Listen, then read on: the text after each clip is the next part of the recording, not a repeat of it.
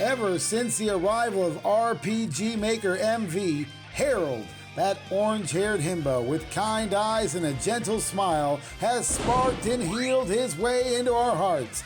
Coming July, we invite you to the Enter the Heraldverse Game Jam. For rules, prizes, and Herald-centric resources, check out itch.io/jam/Herald Jam. Okay, here we go. In 3, 2, 1. Ladies and gentlemen, you are now listening to RPG Maker Cola. Hey RPG Maker Cola listeners, welcome to RPG Maker Cola Season 2. This is your fizzy soda-filled source of content for game development opinions that mean very little in the grand scheme of things. It's your favorite RPG Maker podcast, RPG Maker Cola. I'm your host Benny, also known as Cash, also known as the Puzzle Snob, and this is the place for you. It's a chill space where we get together skilled developers from the RPG Maker community to chat cordially and occasionally non-cordially about game development, game design, and probably a whole bunch of unrelated other stuff too. It's casual, it's cool, it's cola. Today I have 3 guests who I have known about for a very long time, had maybe somewhat limited interactions with a couple of them, but I'm truly excited to speak with them today. What started as a mere whisper of their hearts has grown to a tremendous roar of spirit and energy. They come together to form Visustella, a development circle founded with the aim to bring quality indie games with strong plot, creativity, and innovation.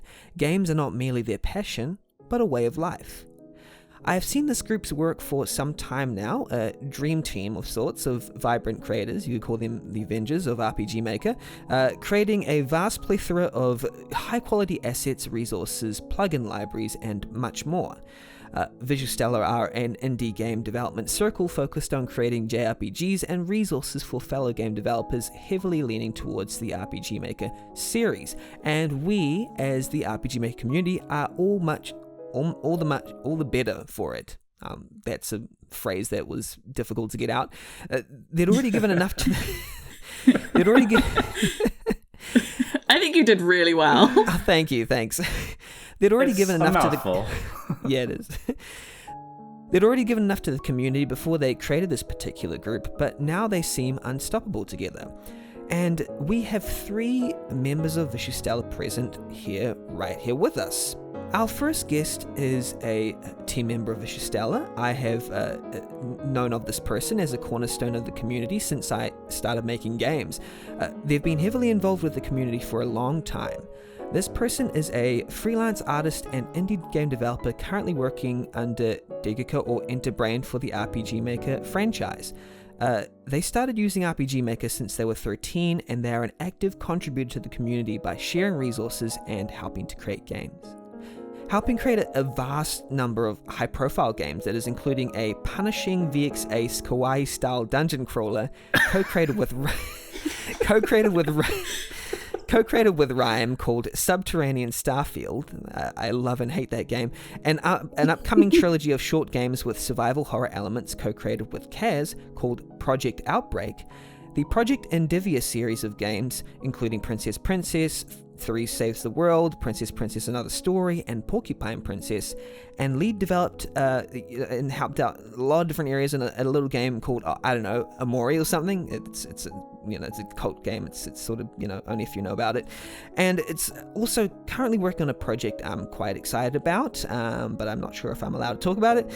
This person is also responsible for bringing powerful different tools such as the Luna Engine, RPG Maker DS Plus expansion pack, tiled plugin, and more.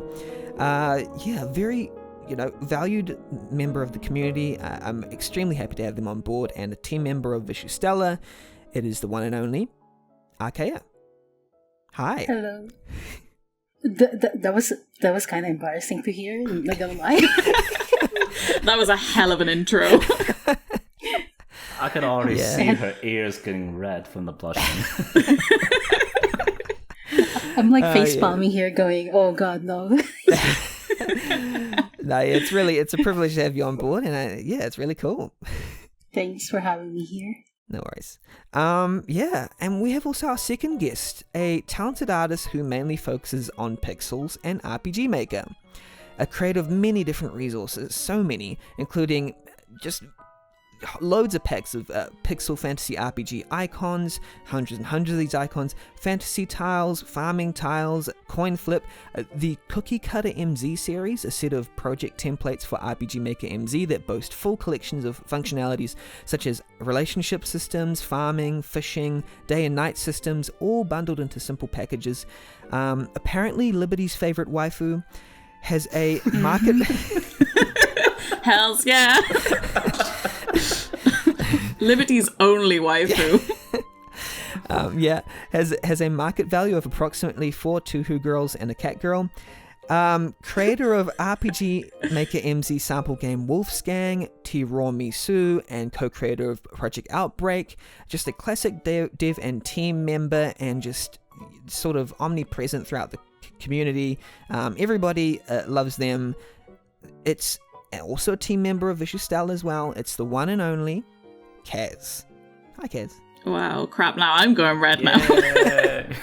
Yeah. I know, right? Glad to have you on board. Thank you so much for having me back. Yeah, it's awesome. Both Archeia and Kaz have been on the podcast, but I don't think they were on like a special episode, and I don't think they got an episode for themselves. So I think this is a little bit different. So it's really nice to have you on board in this way. And now we're on to our third and final guest, is someone who you might know as the person who wrote every single script you've ever put into your RPG Maker game.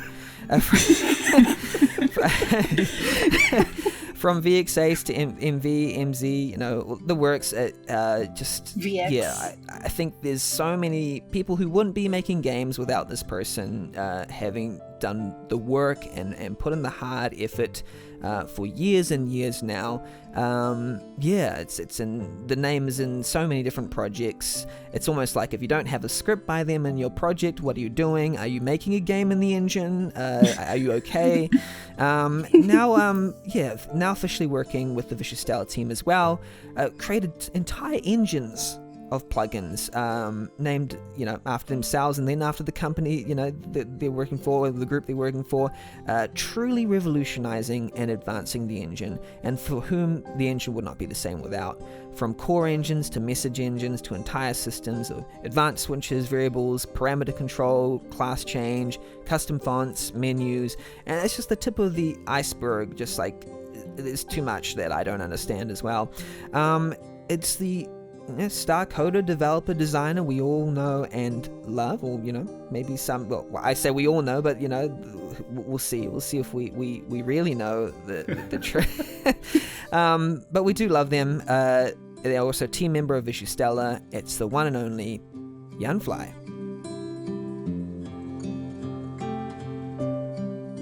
How are you? Glad to have you on board. Yeah. Thank you. I'm glad to be here too.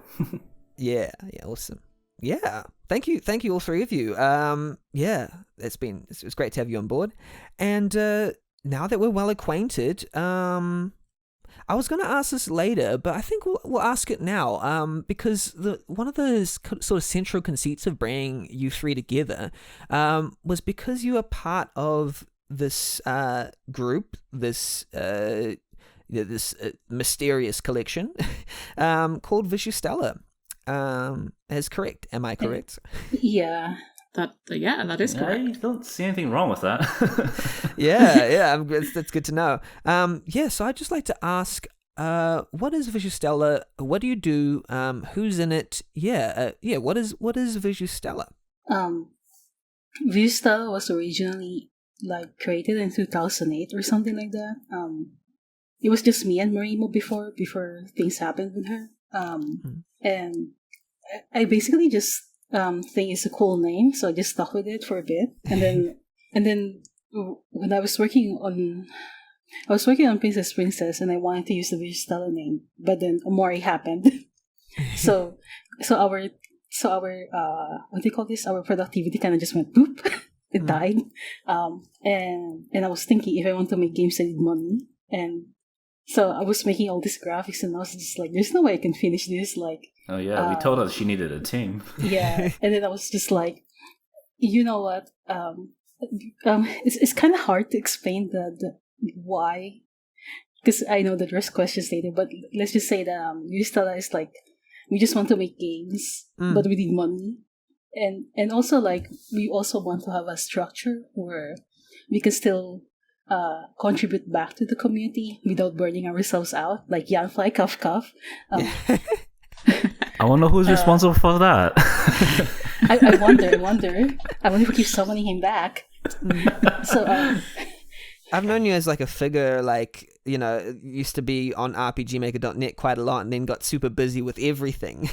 All of a sudden with Visustella and everything, and then everyone sort of came on board, I suppose. Kaz and Yanfly would have came later and on board sort of thing, or? Yeah, when I decided to sell assets, I asked Kaz, "Hey Kaz, I need help, like literally with everything, because I'm dying here." And then because you already famous. Yeah. That's because you do everything. You do everything. There is no way you are not doing nothing. You never take breaks. That's why you need help. That's why you asked for Kaz and me. With Yanfly, it's like when we got the demos from Ojima, right? I mean the RPG Maker thing. We were like, oh god, RPG Maker is happening, and well, I can reveal more about it later because there's a question related to that. But let's just say that we kind of built Visustella out of necessity, because we need structure in our lives. Yeah. I mean, Yanfly got his shit together, but you know. That's awesome. I sort of just didn't want to continue on without acknowledging the specialness of this episode, I guess. The reason why I brought you together as guests. But does anyone else have anything to say before we go into the Buzz Corner, or should we just head on in? Kind of want to say that probably for the initial intention was like to create games with Visustella, but eventually later on we kind of just figured, well, while we're creating games, why not also help other people make their games as well? And that kind of became our main goal after a long while. So that's more or less our focus right now. Yeah, it's kind of like a cycle, really, isn't it? Where we can make our own games, but make those resources available to other people as well. Yeah, pretty much. So, like, the Project Outbreak series, like, when we were making the task, I was just like, we might as well, sell this as well, because it's like, who knows, maybe there's another one. Maybe if I couldn't finish this game, at least someone else would have made a finished game with this stuff. Yeah. Well, you've sort of, all three of you have sort of been contributing to the community heavily already before Visustella became a thing, I suppose. More than I suppose, you were already sort of... I knew about all three of you before it started, but like, just seeing all... Yeah, I said earlier it was like the Avengers, because I was like, oh, it's Archeia, Kaz, Yanfly, it's them, it's the people that you know are going to deliver on everything, so, yeah... I was just like natural, like, okay, this is legit, All right, so that has been the introduction, just the introduction, and now we're going to move on to our first section, the Buzz Corner.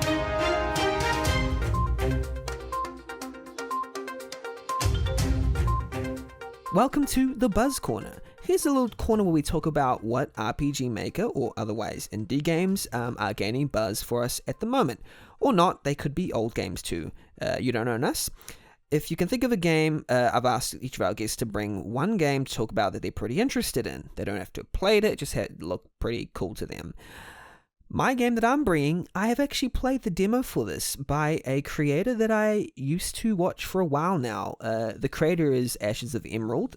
And the game is Our Dark Heart. Actually, the game is co-developed with Megolian. But Ashes of Emerald is known as the creator of Fae, a game created in 2K3 about I think it was a fox. Yeah, it's a... Let me see. Yeah, I think it was like... Wait, I might be getting this wrong. Anyway, Fae was a very atmospheric game with like action elements and adventure elements, and it was really, really smooth and cinematic. But Our Dark Heart, I feel is just like a step up in every direction. It's a survival psychological horror game created in 2K3 that doesn't feel or look like it was created in 2K3. And if those screenshots look like, good to you, trust me, like actually playing the game is even better than those screenshots sort of indicate. For me, the thing that stood out about this game was the direction of the horror and how the scares really were like so cinematic and really, really well done. I'm really looking forward to this, what they do with this, and it looks like it. I'm hoping it's like a hit, because marketing and stuff can get in the way, but like so I'm really hoping this is a hit. It's Our Dark Heart, and it's really cool. I like it.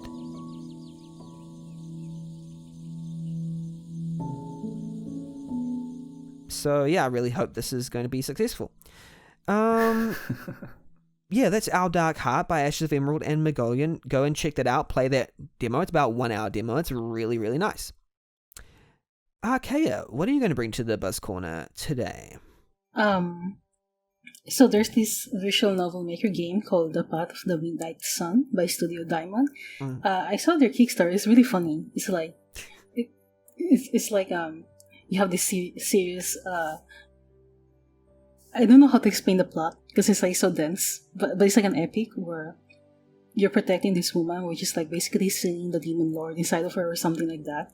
And I was just like, if I summarize it like this, it sounds kind of but then when you see the presentation, it's pretty good. And also, what interested me was like their development diaries. It's like watching the Nintendo Direct with what's his name, the guy who made Smash.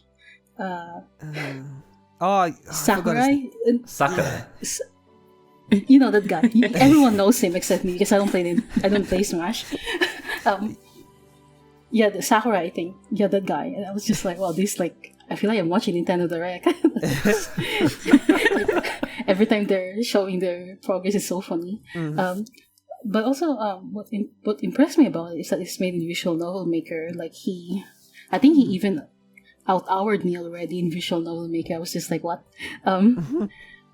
And anyone who used it's because like visual novel maker was made with the intent of like, if you're from RM2K3 or you like inventing, you should be able to make anything with it because it's like, on steroids. So it's very nice to see someone to make a really polished and good demo out of it. I was kind of impressed by the quality. I was just like, I don't see this much in RPG Maker, so seeing it in Visual Novel Maker makes me happy. There's a demo. It's very dense as a demo, so I recommend it. But with HTML5 games, if your computer is kind of shit, I'm sorry. Yeah, you probably won't be able to play it. Yeah. Like, how many good games are made with Visual Novel Maker? Are there many? There's many. There's Love Ritual. Like if you see it, it's very pretty. There's a lot of them. Usually fan games. Yeah, like I like how this game is like the board game kind of things as well. Like, and all the lines look clean. It's like high definition. It has some characters that look really nice. Like the art is just like pretty high quality and it just looks very polished. Like I'm really surprised, and I think it just looks really awesome. But you'll probably, it says it takes inspiration from like Fire Emblem, Etrian Odyssey, Phoenix Wright. Would you say it plays quite well, like just in general, the gameplay? Yeah, it plays well. The demo is obviously early, right? But even though it's early, you can feel that it's very polished. So at least they know what they're doing. Also, I like that they actually use Live 2D. Not many people know how to use it. Oh yeah, I saw you. Visustella tweeted a demo of one of the characters. I can't remember who it was in Live 2D. Yeah, yeah. It looks really amazing. That poll gave me a heart attack. I really thought Harold will win. I was gonna question everyone's taste. I was tempted to make like a load of throwaway accounts and just vote Harold. Yeah, Harold. You would. I would as well. No, Nessa would find me and kill me. Yeah, I would know. Over a Twitter poll. Yeah, just those. Yeah, so yeah, Path of Midnight Sun looks good. I want to try it out. Yeah, Kaz, what do you have to bring to the Buzz Corner today?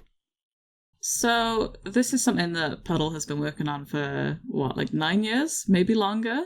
Final Fantasy VIII Sleeping Lionheart, which is a fan-made sequel set 2 years after the events of Final Fantasy VIII. And yeah, it just looks really good. And I'm basically just memeing her here because I harassed her a little while ago about making progress on it. So, hey, Puddle, make your game. Yeah. It's so funny that she's harassing Puddle to make this game when I'm harassing her to work on another game. This, I actually am interested in. So, Kaz. Sometimes one of you two are on the same team or not. The direction is always different. You both have to harass in the same direction, so it's it's efficient. Nessie will kill me, but I think Final Fantasy VIII is probably my favorite Final Fantasy game. No, I like Final Fantasy, which is controversial opinion. Tactics. So yeah, I'm just super interested in this game. I still think 7 is better. Sorry, Kaz. But Tactics. But I do think 8's soundtrack is the best. Don't at me. Oh, I disagree with that, to be honest. I do think 7's soundtrack is better than 8. 8 is really damn good, but 7 is probably better in my opinion. Oh, I like how we have different opinions on that. Just listen to That these. is really weird. They never agree on anything. No. I mean, if I really want a favorite Final Fantasy, it would be Tactics, but it doesn't count. Yeah. No. I want to bring up something very special about this game, very interesting. I wanted to hear your opinion about it. I know that Pudor is your friend. I just want to hear your opinion about the mapping style. It's very, very distinct. It uses parallax in a very, unique way where paths are created with no. I think it's got no grid, right? It's if we look at it's all parallaxed, and I don't think there's any sense of the grid and lines just go in any direction whatsoever. I wonder how it plays, but there's a download available. What do you think about that and the mapping style? I think it looks quite interesting, but yeah. You're asking the wrong person because I can see the grid. Oh, you can? Okay. Yeah, if you look closely enough, you can kind of see where tiles sort of are tiled, so you can kind of see there is some sort of grid, but I guess it's kind of intended to be more quasi 3D. I think she uses an 8-directional movement on the sprites as well. Oh, so there is a grid. Okay. Yeah, basically, art is about fooling the person. There's no. You shouldn't be making an RPG Maker game without using the grid anyway. It's kind of it's there for a reason, So it's about making visuals that kind of fool you that you're not using the grid pretty much. Yeah. And I can make parallax maps, and I've seen so much that I'm not easily impressed anymore. I have very high standards. I'm sorry. But yeah, it's it's good. I'm just kind of I'm not very easily impressed by mapping, if that makes sense. Yeah. I care more about the atmosphere more than the maps themselves. Yeah, how they interplay and the pauses and the feeling when you're inside the game, I guess, can be a lot different to how a static screenshot can imply. Is what you said? Is that somewhere? Yeah. Okay. So there's this very popular mapper, and whenever I see their maps, everyone keeps saying that it's very beautiful, but my first glance is why is there a bridge going to a cliff? What is the purpose of that from a world building sense? It doesn't make sense. And on that cliff, there's nothing there. Why would you build a bridge there? Yeah. Or even if there was, why is there a freaking single chest? I don't get it. So it's I don't view maps as a gameplay element. I kind of what do you call? I'm very heavy on Ludo narrative dissonance. It's very easy to take me out of the game, and I'm just oh yeah, I'm playing a game, Yeah, there's that immersion, right? It's you have to feel like it's a real place that you're visiting, or if it operates by different rules, those rules have to be consistent, I guess, is what makes sense. Yeah, but that's just personally me. I know a lot of people don't really care. Yeah. No, I see where you're coming from. Particularly with regards to Sleeping Lionheart, I think what I enjoy the most, that immerses me more than anything, is how much detail has been put in to make them similar to the FF8 maps. So you can kind of like look at that map and think like, oh yeah, this is the 3D representation of it in the original FF8. So it kind of helps a little bit in that regard. Oh, I haven't played Final Fantasy VIII, I'm sorry, but yeah, the maps are pretty much identical. Was that one of the things that's like a big drawing point for this? It's certainly hardly referenced, yeah. Yeah, she really wants it to be accurate. Like, she's really big into that. Oh. She is really hard referencing the game. Yeah. In my opinion, like you can look at some of these maps and just be instantly teleported back to, you know, being 10 years old playing FF8. Wow. Yeah, there's a certain thing for that, right? Yeah, it's making like fan games and stuff. You almost know that it's for the passion because like they're not going to sell it or anything. They can't, you know, it's someone else's property, but it's definitely, there's some sense of like earnestness to what they're creating. They're not trying to push their own thing. They're just saying, I love this thing so much that I want to create something from it. I think I admire that quite a bit. Yeah. We kind of joke that Pudor basically owns FF8 now. Because, like, yeah. This is how you gain the rights. Yeah, there's nobody as passionate as FF8 as her, from what I know. No. Like, she role plays as Squall. Like, we play FF14 and she's Squall. Like, she has like 2 Squall accounts, and then like she will find like workarounds to type the Squall name because it's banned in the game, so you can't put Squall. So she had to be creative about that, and then like. And then she goes out of her way to mod stuff. Like, oh my gosh, the mods are insane. The way she mods her characters, like I've seen screenshots of her characters. I don't even play the game, and I'm impressed. Yeah, she can write so many fun features about FF8. I'm just like, woman, work on freaking re-evolution. Stop on the FF8, man. Brilliant. She's also working on like this 50-hour story right now with screenshots from FF14 where she's role-playing as Cat Squall, and I'm just like... Wow. That's amazing. Yeah, go check out Final Fantasy VIII Sleeping Lionheart by Pudor and New Black. Yeah, Yanfly, you got something to bring to the Buzz Corner, correct? What are you bringing?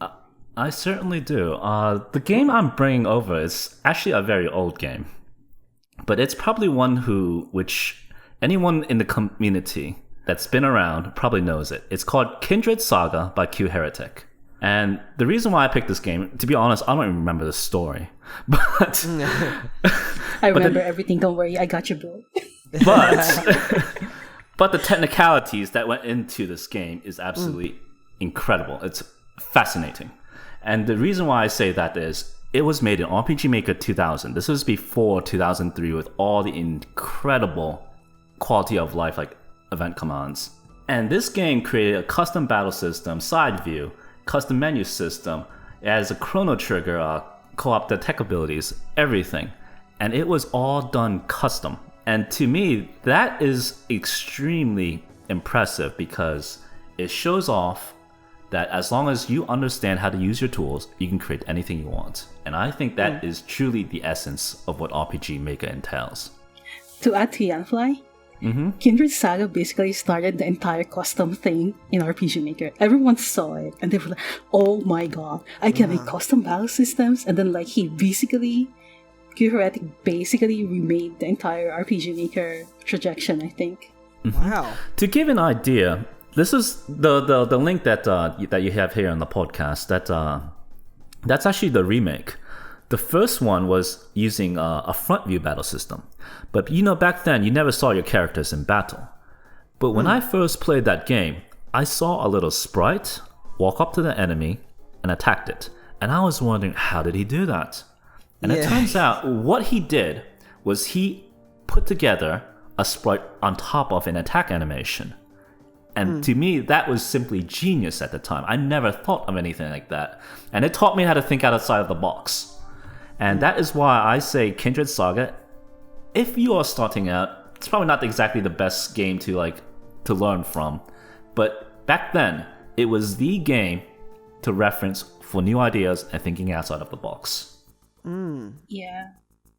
Also, the remake basically taught people how to code, quote unquote.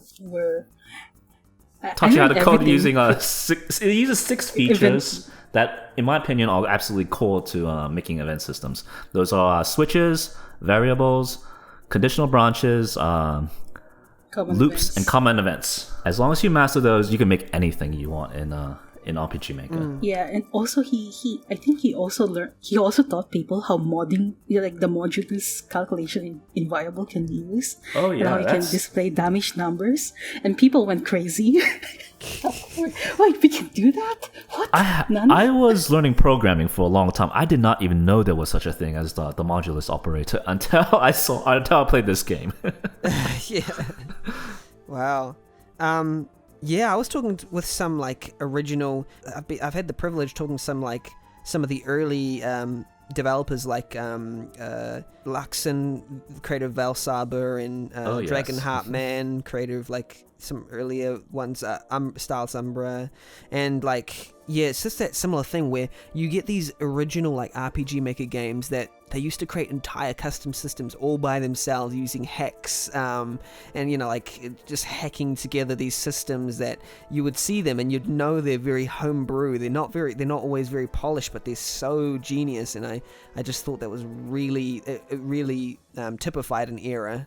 Yeah, I think this game You should see Japan. They made Smash in RM2K3. I'm just like, you guys are crazy. I don't know what you guys are thinking. They made Smash Brothers in RPG Maker 2003. To me, that's just incredible. Yeah. Like if you actually saw him play it, it's actually incredibly smooth. It's crazy. It's incredibly smooth. On 2003, I can't even get MV like games to play that smooth on my PC. Yeah.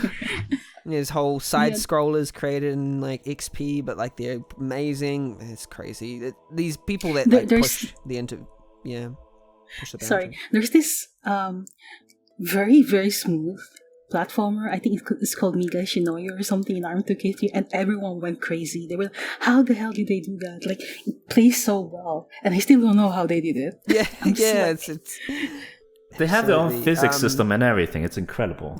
Yeah. I'm just like, these people are crazy. At some point, somebody needs to like they figure out that they could use a different engine, but they just want to break RPG Maker. they want to use the restrictions, and that makes it somehow all the more impressive. It really is. Yeah. And you see it in a lot of other game tool engines too. Like in Mario Maker, you see people making calculators and everything. They made roguelikes and everything. It's like I didn't even know Mario Maker was capable of that. It's the same thing in RPG Maker. It's incredible. Yeah, it's amazing. So Didn't someone remake Dragon Quest in like Excel, and I'm just like, what?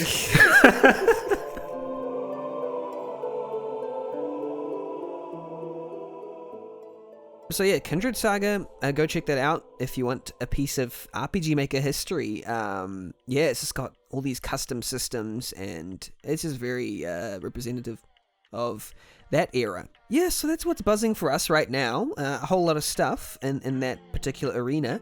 We're going to move on to our next section. We've been playing games. Maybe?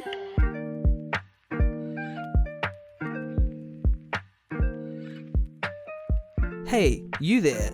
Yes, you person walking alongside on the sidewalk. Have you been playing games? If not, that's fine. I just asked you out of random anyway. But if so, you can listen here as each of us talk about a game we've been currently playing or have played in the past, and explain what we liked or disliked about it.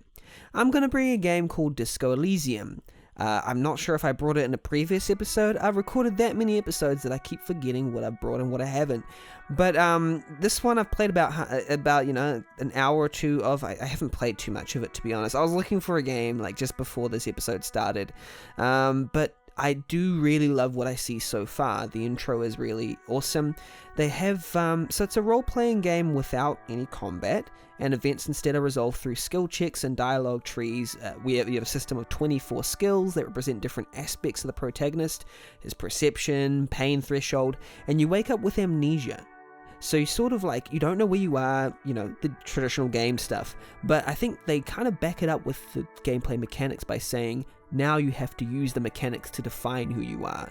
You have a thought cabinet, which is like, you know, a web of nodes, different thoughts that are in your brain. You have to kind of spend real in-game time to sort of think about things and bring up your thought, you know, to populate your thought cabinet. And they just use all these interesting sort of mechanics like smushed together.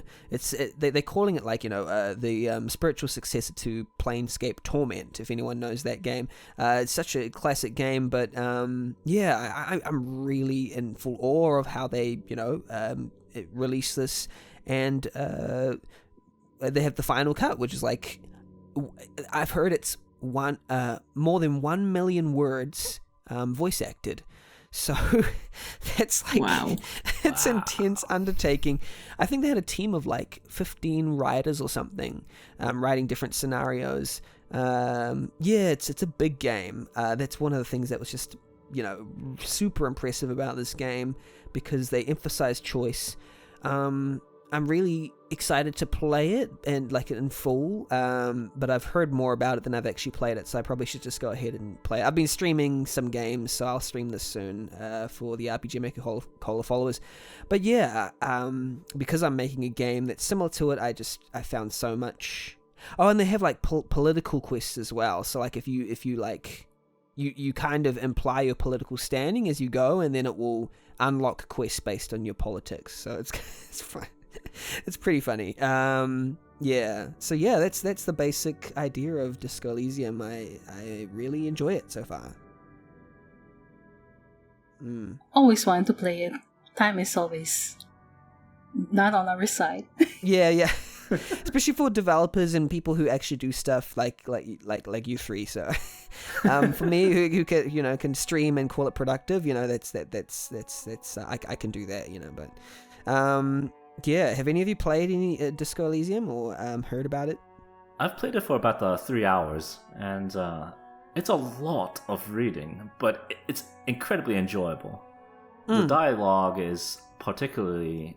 Everybody has their own unique way of speaking, and I found that to be very impressive, because you don't even have to look at who it's saying it's speaking. You almost instantly know upon the dialogue, like the way it's structured and the habits and the speaking, the little speaking tics and everything.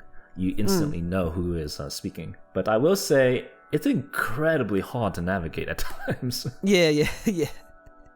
It's very complex, and yeah, it's very, very internal, so it's not for everyone. I think some people will find it quite irritating, but some will find it like the best. I kind of like those games where it's like, you know, it's sort of love-hate, like, you know, you either, you know, oh, it's not for me, or you really love it. Like, the people who love this game probably like, this is the best game I've ever played, type people. So, yeah, it's definitely for a crowd.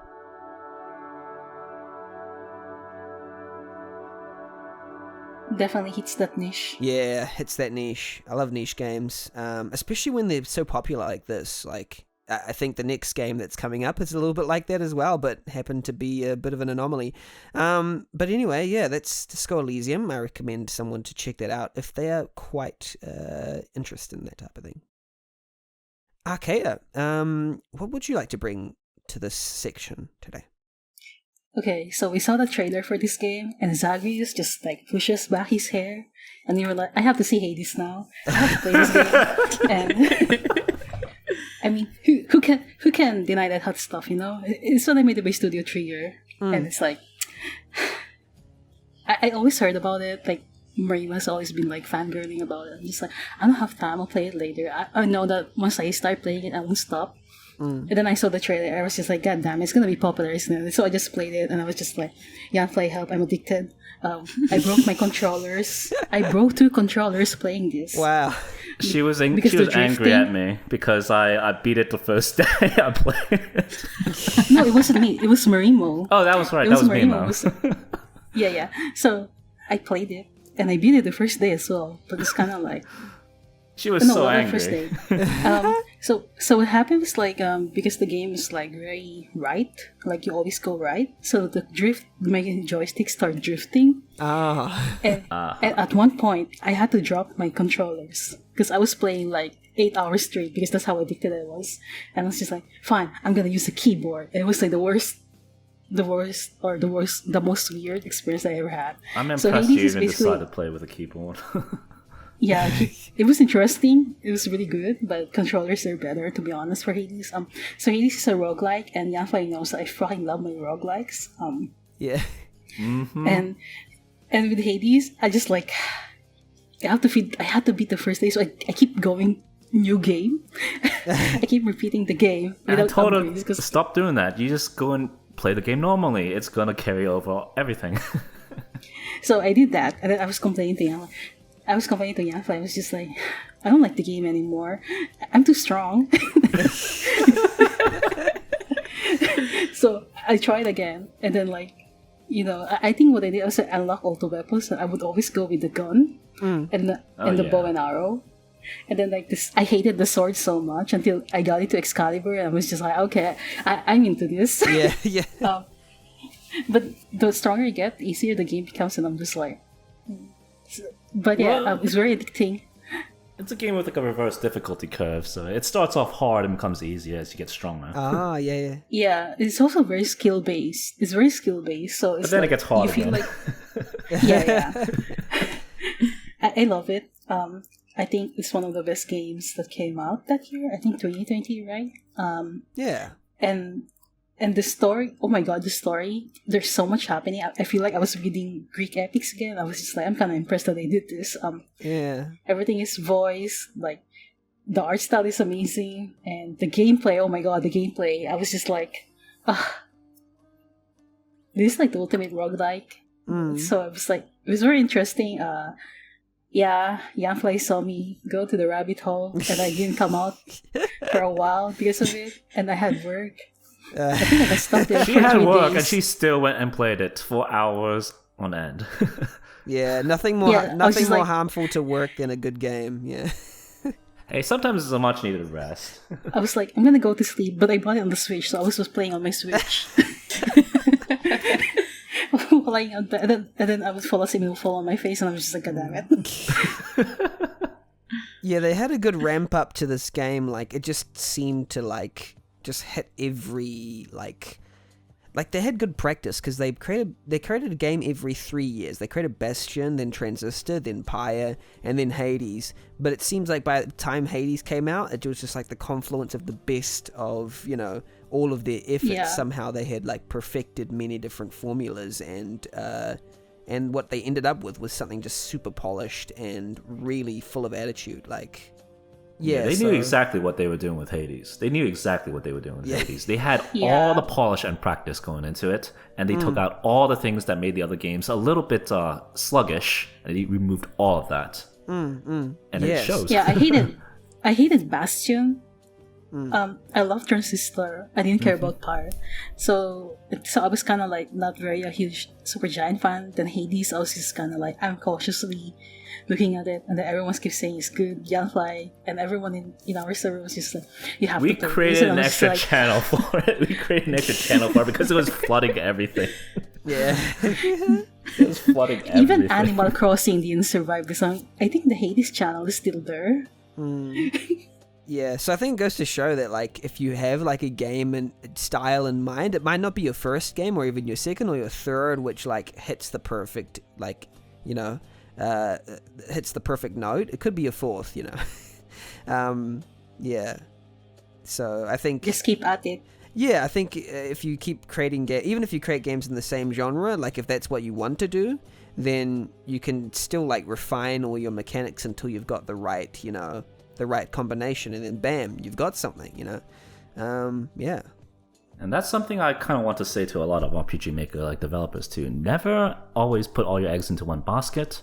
Always keep create new games, constantly create new games. And the reason why I say that is because it'll always get better.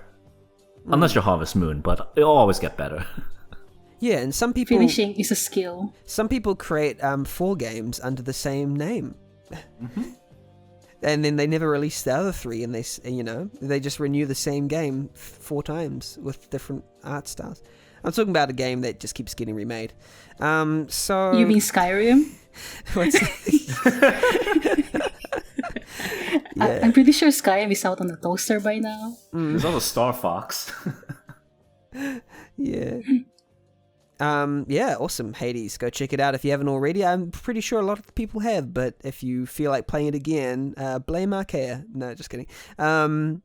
Cool, awesome, Hades. Kaz, what game are you bringing to this section today? So, I haven't played it particularly recently, but something that I was playing was Valheim, which is an early access game at the moment. And it's basically just a survival game with procedurally generated worlds, set in like a Viking kind of theme. And yeah, it's pretty cool. It's kind of like, my favorite thing about it is, you know how in Minecraft there's that survival element, but once you build up those 4 walls, you're kind of, safe, like the scariness goes away. I find with Valheim that doesn't happen. Like, once you've built your 4 walls, anything can happen. Like, an ogre can come along and smash down everything that you've made, but not in a way that's too annoying.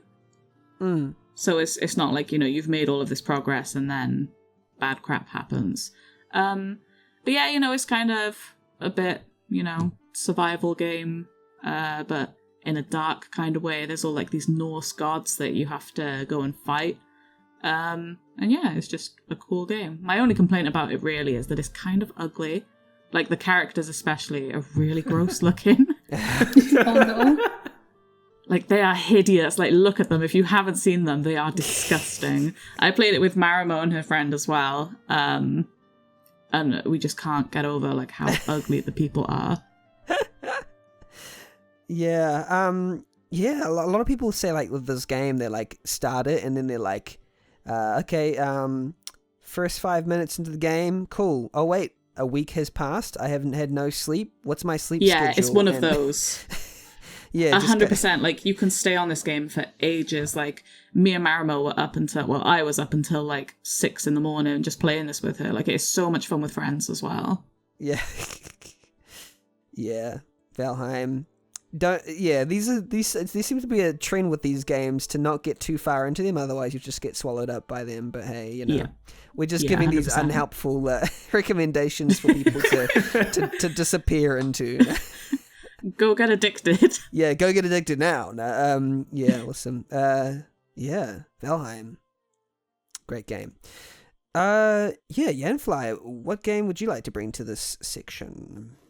I'd like to mention Bravely Default 2, and it just came out recently. It's your standard JRPG made by Square Enix. It's made by the same team that did Octopath Traveler, and I will say it brings to the table absolutely nothing new. Instead, it brings in a lot of polish, and it's the much needed polish that Bravely Default 1 and Bravely 2nd needed. Like, what was it? Like, the battle system, it's a lot more refined now. It's, you enter in your commands, they act immediately. The class system feels a lot more balanced this time around. You don't instantly create gods by the time you get your 6th or 7th class. The story is a little bit better structured, I would say. And it doesn't have that enraging twist that the other Bravely Default games had. Repeat the game like 5 times or something. Yeah, the Bravely Default 1, it had that Groundhog Day like a twist, and it was absolutely awful. It made me quit the game for a year and then come back to it. It was literally a year. And second was just as bad. But I didn't have that problem with Bravely Default 2. Yanfly was like, he knows that I don't really like the Bravely Default series, but he got me into playing Bravely Default 2, and I'm just like 20 hours, I'm still in the chapter 1. I was just like, Yanfly, look, I mastered like all the job classes. And he's just like... The jobs are absolutely beautiful this time around. I love the graphics. Oh my God. I mean, it doesn't look too like ultra realistic, but it has that nice chibi aspect. But all the outfits and everything, they're very stylish. The game is just really great to look at. Especially the towns. The towns are amazing to look at. Oh my god, the black mages are so sexy. I don't know what they were thinking dying to it. I'm reading a review by RPG Site says the flaws are very visible and your mileage will vary depending on what you value in your RPGs. But Bravely Default 2 grabbed my attention and refused to let it go for 75 hours. It truly That's about right. it truly cemented my love for the job system. Yeah. If anything, we have to put a warning that the quest system is not very good. The quest system is one of those flaws, and those side quests you can completely forget about them. Trust me. If you're gonna play this game, you don't have to do the side quests. Just take my word for this. Yeah. Just do the character side quest. Like when you see it on your party member, just do it once. Those are the only good ones. Because there was this side quest where they need you go back and forth. Oh no, it's the lunch The desert quest. one. Yeah, the lunch quest was awful. For a fork, seriously, 5 times. To explain what's going on, there's this side quest. Some housewife is trying to bring her husband some lunch, and her husband is in some ruins somewhere. However, her husband would absolutely not eat unless he had a fork and a napkin and everything like that, and he's willing to wait days for you to travel back and forth between the town and the ruins just so he can have his fork and his napkin to eat lunch. It's so dumb. Wow. If you can get over it, it's a very it's a good chill game. It's not addicting at least, so it's not gonna ruin your life. Well, it did grab my attention for at least 70 hours, so I will say it did take up a good portion of my time. But I will say, I do not mind. Like, a lot of people give flack to, oh, it's another story with, 4 crystals and everything like that. But it's actually really well done this time around. The execution is what's really grabbing me about this game. Yeah, it's truly Bravely Default. It's very JRPG. It's very, it's got a lot of the traditional. systems. Traditional, yeah.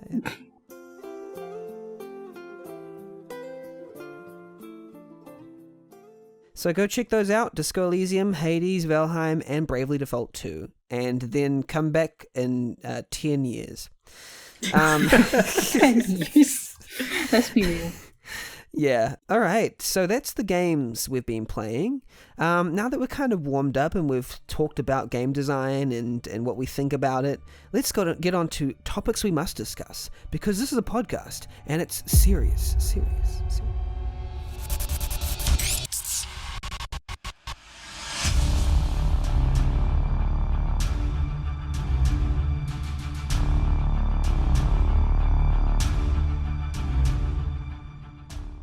Here's the part of the podcast where we ask the serious questions. Sorry, there's a little echo there. I need to get it fixed. So our first question is, how did you come about making games? If it's RPG Maker, how did you discover the engine? Or if it's another one, then how did you discover that engine? What's your story? Who would like to start? Kaz, you should go first. Oh, okay. I discovered RPG Maker when I was about 8. My older brother pirated RPG Maker 2000. Don't we all? Cough, cough. Cough, And cough. yeah, I just fell into that rabbit hole for the next 20 years, basically. I just really enjoy breaking the crap out of the engine and just doing things that it's not supposed to do.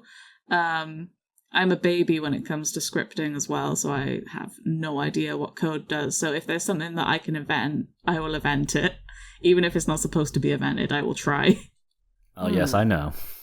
It's 2020. What's RPG Maker anymore? Yanfly's there, just use this plugin. I made this specifically to do this. And I'm just like, no, it has to be invented. I have to do it like this. I think the first time I saw the name Kaz was with Not a Chance of a Ghost. That was pretty late on because I was not that early. But I think what communities did you join? What drew you in? Were there certain people, circles that you kind of got used to, or did you just make games?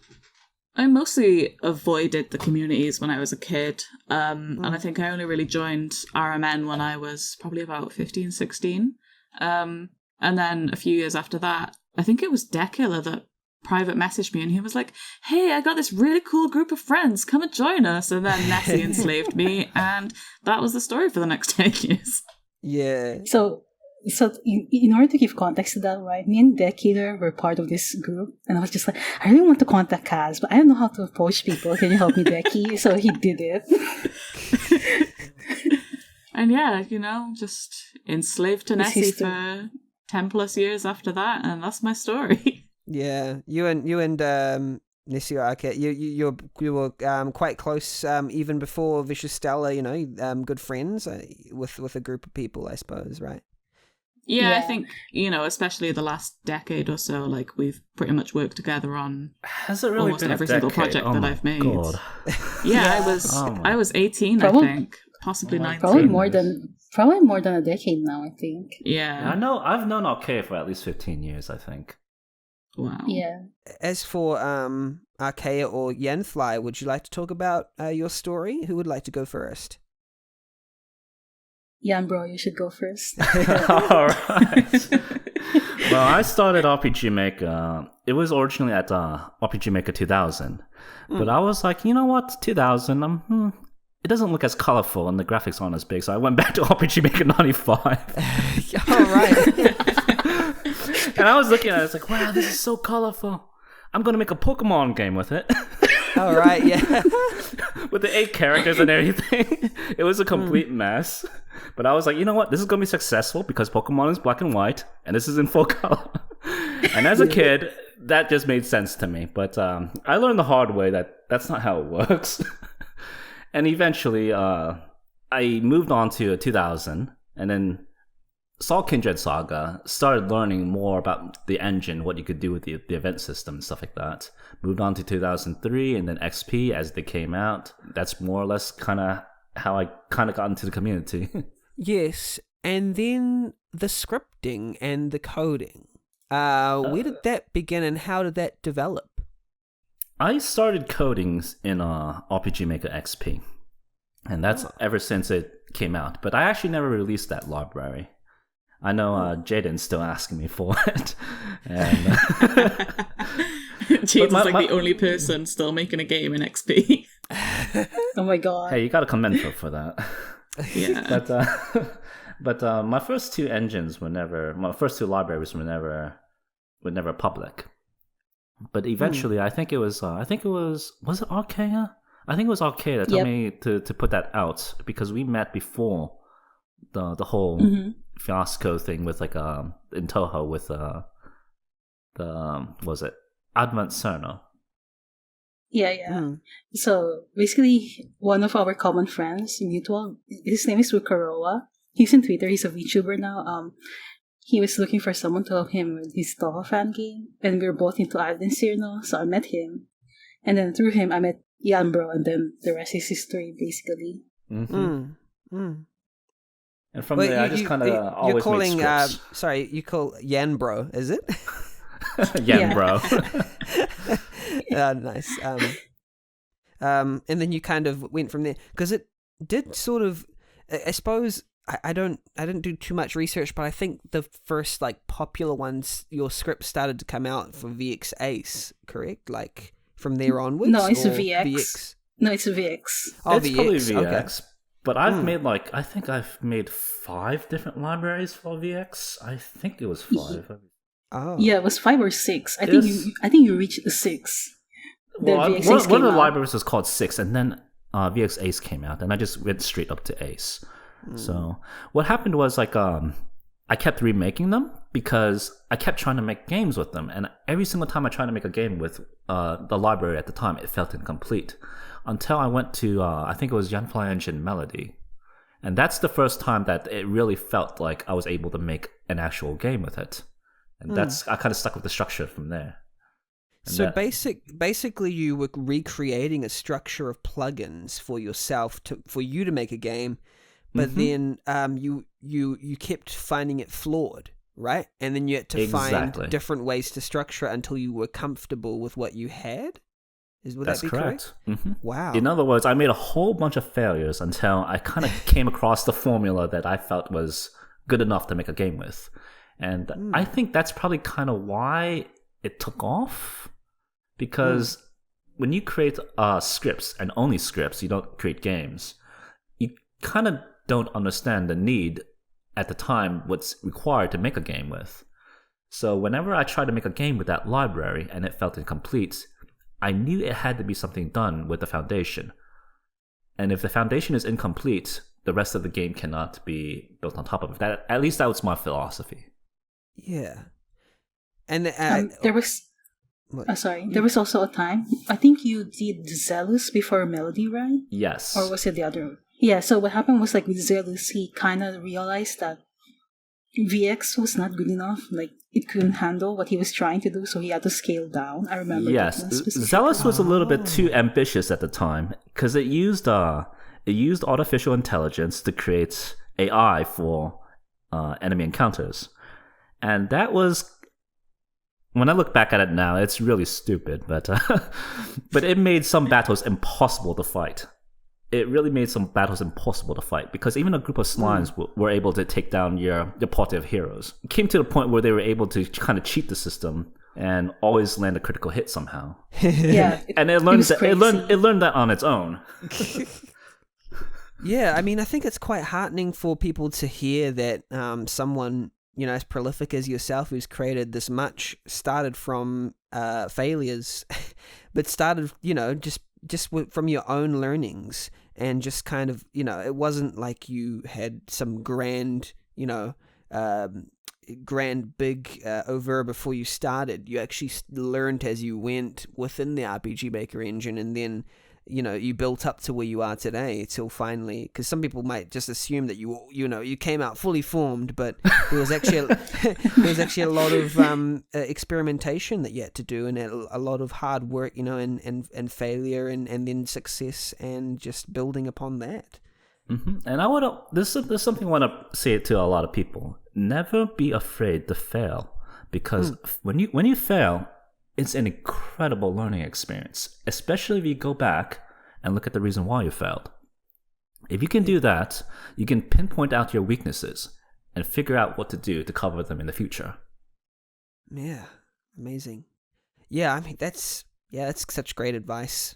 Yeah, I should follow it. Yeah, excellent.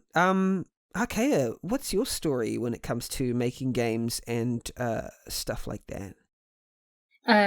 So I didn't want to be a game maker. I wanted to be a mangaka or animator. And then my brother showed me this small engine called Sphere. Funny enough, while I was making a game in Sphere, I didn't know what I was doing. It was pre-programming. I had a dream of the RPG Maker 2003 tile editor. Don't ask me how. And then while I was browsing around for resources, I saw RPG Maker 2000, and I asked my bro, what is RPG Maker 2000? He's like, no, avoid it at all costs, and you're getting out. And I was just like, you can't tell me what to do. And then you can't say you were warned. And then I was writing a story since I was 7. I still have all my notes. I don't know if they're visible because they're pencil, and you know how it is. And I really wanted to tell the story, and then that's why I started making games. And then if we're gonna talk about like quote unquote my popular games, what happened was like I tried making a game in VX and I keep hitting walls, and people keep... Okay, so if I have to give a suggestion, don't listen to most people unless like you're absolutely sure that they know what they're talking about. Yeah. So what happened was like some people would tell me that you shouldn't use the RTP because it's ugly, everyone uses it, and then like you should keep making custom graphics. And then back then I was just like, I have to learn art because there's no way people will help me. So I started learning art. But then everyone in the community saw that, and then they keep pushing me to just like make my own. And I couldn't get any games done because it's like you're always making custom art, and that's how people know about me. And then I got frustrated because it's like I feel like every time I want to make progress, I have to make art. So when I met Yanfly, I played his game. I think it was Tales of VX. And that's when I fell in love with Ralph, don't ask. And then I was just like, you know what? I really like the VX RTP, even though it's like blocky as all hell. I like the characters. I get inspired, so I started making a game with them. and that's where, and then everyone was so disappointed at me. They were just like, "Oh, Archeia is no longer relevant because she's not making custom graphics anymore. I don't like her trajectory, blah blah." But I'm just my point of making an RTP is so I didn't have to learn game design, because how the hell are you gonna make games if you don't even know where to start, right? Yeah. So Exactly. that was a learning experience. There was a point that I was making a game a week or in 3 hours and stuff. I was so motivated, and then Amori happened. The better you got. And then I got destroyed. Yeah. uh, And you woke up and now you're here. yeah, and it's like, I mean, there's another thing about that later anyway. So I'm not. Yeah. But yeah, it's very important to like. It's okay to hear advice, but just don't let people just say, "Oh, you suck" or whatever. Like I'm glad I didn't listen to the old RPG Maker, old guard, as we call them, I guess. Where they keep telling me to like don't use RTP, whatever. But it was a valuable learning experience. I learned a lot. I met Deki, I met Liberty, I met Kaz, I met Yanfly. Like like also another thing is that it's very important to just reach out to people, right? Like don't be afraid to talk to people, but please don't do it like hey, hello. Just for everyone's sanity, please don't do that. When I met my friends, I was just like, "Hey, do you want to be friends? Like, we should talk about game design." You know? Yeah, there was this real prescriptive vibe early on, and I don't know if it still exists. I'm not sure. I have a feeling it might not exist as much, but it was just this idea where a lot of people were saying, "Do it this way. Do it this way. You have to do it this way." And especially in early RPG Maker history, it was like you have to. I don't want to bring it up, but 3-tile rule, or things. It's just like different things where they're like you must. Where later on, like right now, you look back, you're like, I didn't really need to do it that way. Like people were telling us to do it a certain way, but it really didn't need to happen that way. Yeah, I have something to add to that too. But go ahead. Sorry. So with the 3-try rule, it was just a guideline. The problem is like the old RPG Maker was so used to working with professional SNES graphics, which just rips. That's why we made it a mission to not do that, because it's like, how are you gonna learn how to make your game presentable if you're using, basically stolen assets? And it's like, it's not yours. You can't distribute it. So to me, that's a dead end. So if you can learn how to make something nice with what you have, that's an invaluable skill. So back then people were like, you should use reuse because like whatever you're using is ugly, and it's like, no, that's not the point. Yeah. Okay. There was a lot of like wagging of the finger, like don't do it this way or do it this way, and it only became apparent to me later on that a lot of it, like you said, it was guidelines to help people, but a lot of the thing was just like people just naysaying people to kind of bring them down. It was a little bit weird, but hey. And there was something I was about to add to that. Like, whenever I made my scripts and plugins back in the day, I entered the community extremely late, so I did not know any of the guidelines that were going on back then. And there was a huge stink back then against using note tags. And those have become mega staples right now. Even it's even kind of automatically implemented in RPG Maker MV and MZ. Yeah. And stuff like the action sequences. Back then, people were just saying it's better to just create the action sequences inside of the scripts themselves. But then I implemented it via note tag, and that was suddenly accepted all of a sudden too. So never be afraid to break out of the norm. Never be afraid to break out of the norm. Because if you do the same thing that everybody tells you to do, what's to say that your game is going to be something that's going to stand out either? Yeah, another thing to add to Yanfly is that we're both active in the Japanese RPG Maker community, right? And then like the way they do things is like what we wanted RPG Maker to become, where people were extending the RTP. They don't really care about like standing out that much. Like they just want harmony, and then like the plugins were also harmonious. Like if you remember VX and XP early days, nothing works together. Yeah. Nothing worked together. Nothing works. And You I were think lucky if it Yanfly- worked together. Oh, Yeah. was there a thing like between script? Oh, I don't know if this is a good or bad question. Feel free to like shun the question if you want. But was there a thing between scripters where you purposely would make things non-compatible, or were scripters generally friendly to each other? They're friendly. I was never really a part of the community, really to tell if they're friendly with each other or not. But back in XP, there was something called the SDK, it's the Standard Development Kit. And that enforced a bunch of guidelines for scripters to follow to make sure everything was compatible. And pretty much anybody that did not follow those guidelines, their scripts never get used unless they were by people who didn't use the SDK. So it created a huge divide in the community. And this was before they started using monkey patching more often. And Yeah. I don't know if it was intentional, but those guidelines, it obviously didn't stick to today. But back then, I would kind of say that it was not intentional, but there was definitely some kind of a motive, I kind of want to say, to creating a hierarchy between descriptors back then. Yeah. I know the story about that because I was active then. So basically, there's two SDKs, which is the Sephiroth one, and then there's the MacL one. So what happened is, like, if you remember XP, the backend was like kind of a mess. Oh yes, That's understating how messy it is. So everyone wanted to make a method where making scripts is easier. And what happened was, like, people.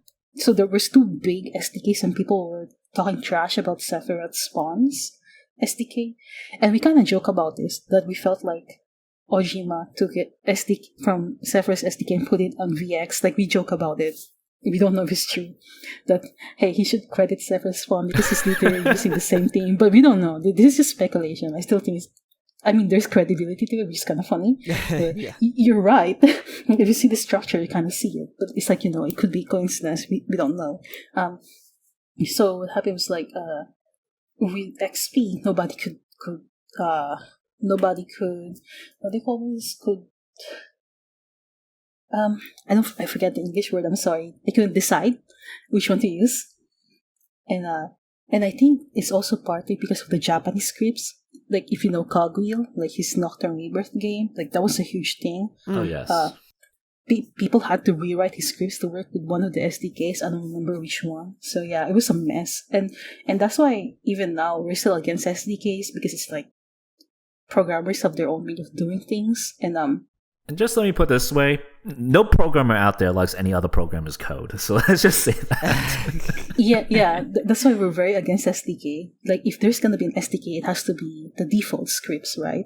Yeah. Agreed. We should follow the guideline, what's set up in the default scripts. Like, unless it's for your personal project, I don't think the code language should change. Like, it should stay the same, especially if you want to go open source, I guess.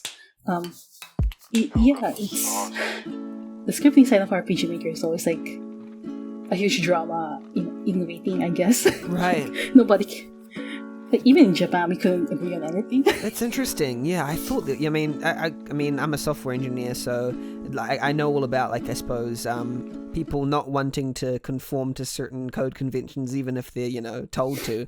So it's like, it's sort of, it doesn't really surprise me that people would have pride over their code and not want to, like, I don't know, share or, or go to other people's. But yeah, certainly the free kind of model, I agree, is a very good one. That sort of fascinates me. Right, so I think that's all the questions we had, and now we're gonna go to the question box.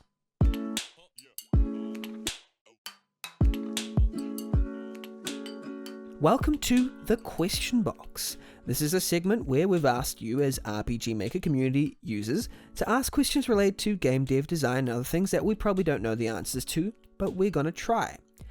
We've got a lot of compliments. First, I'm just going to get those out of the way. Compliment section by our lovely users. I'm just going to breeze through these.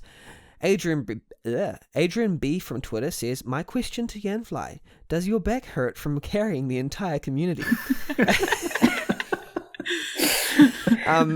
Straight to the point. Does it?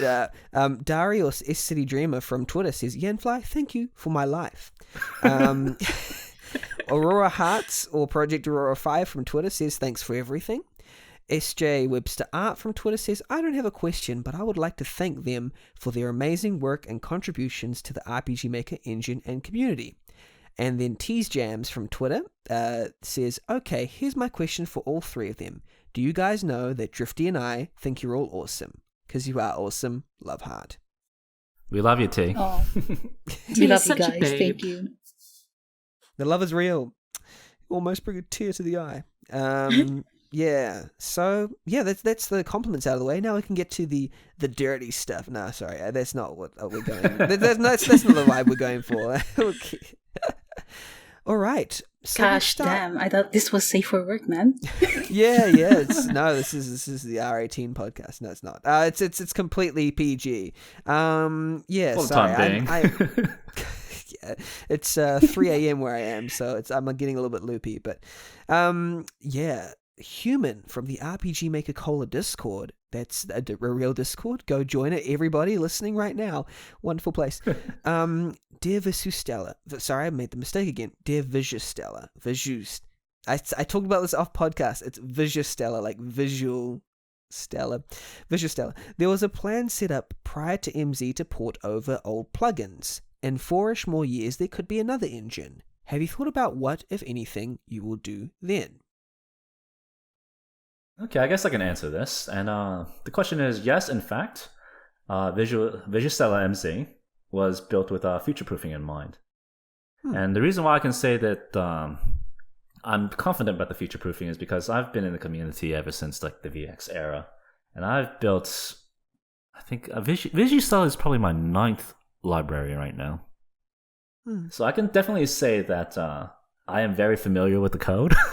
Yeah. I can kind of figure out where Ojima-san is going to be moving forward. So with that in mind, I've more or less built Visustella, the plugin library, to be more future-proofed.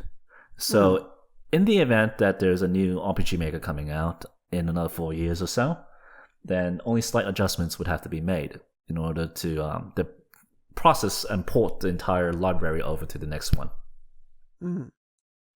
Well, this is a personal addition from Benny or Cash, the host right here. Like I've been using Yanfly since like VX8 because I didn't use VX because I found it troublesome. But VX8 like just the engine, it's just been evolving and it's now got like a tier system as well, and it's and the packs are coming like waves and stuff with the Visustella stuff, waves of plugins. I just find that really fascinating and cool, and like it seems like it's robust, like you were saying, like there's levels and there's structure and all this sort of stuff, and that sort of came more with experience. Would you say that's like, you know, even more with experience, and this future proofing has just come from that sort of experience of having to deal with updates and all that kind of stuff? Oh, definitely. One of the questions I had been asked often with the tier system is like, why implement such a thing? And a lot of it came from the MV days.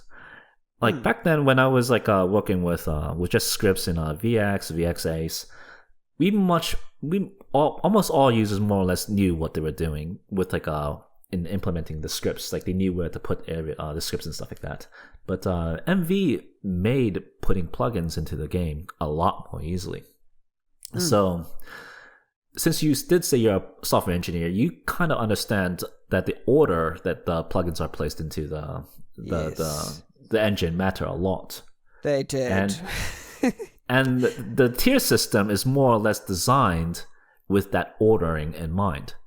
Because back then you would have to reference a list to see where to put the plugins in which order, and it has to be before this one and after that one, and it was just too much for users to really deal with. So I made the tier system to simplify the process. You have the lower numbers at the top, and it goes down towards 5. It starts at 0, goes down towards 5. Anything within the same tier, you can put those plugins in any order, and it should work. That's awesome. Yeah. That's a great system. I'm also just going to clarify that I said I was a software engineer. I didn't say I was a good software engineer. So I could, there's a thing or two I could learn from Yanfly, to be honest. And I could look at the code. I'm like, oh yes, I'll learn. I'll take some notes down. There's another question here. There are many hardworking Visustella team members that people may not know about. Could you talk a little about the rest of the Visustella team, their roles, anything awesome about them, etc.? Oh, definitely. So for the Stella team, okay, so for those who don't know, Visustella is separated into two teams. One is the Stella team, which is the OG art team, and then the Bunny team, which is Yanfly's Visustella MC team. So Kaz was like the first person I technically asked to be official. So she used to handle social media and help me create the store pages.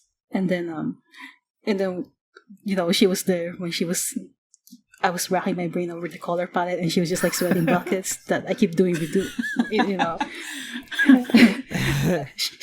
she saw the inception of the style, and and then there's Ryuen, which is my fellow Filipina, or she's our quote-unquote main artist. She made the Stella character generator portrait art. And then for the coloring, it was Archeia.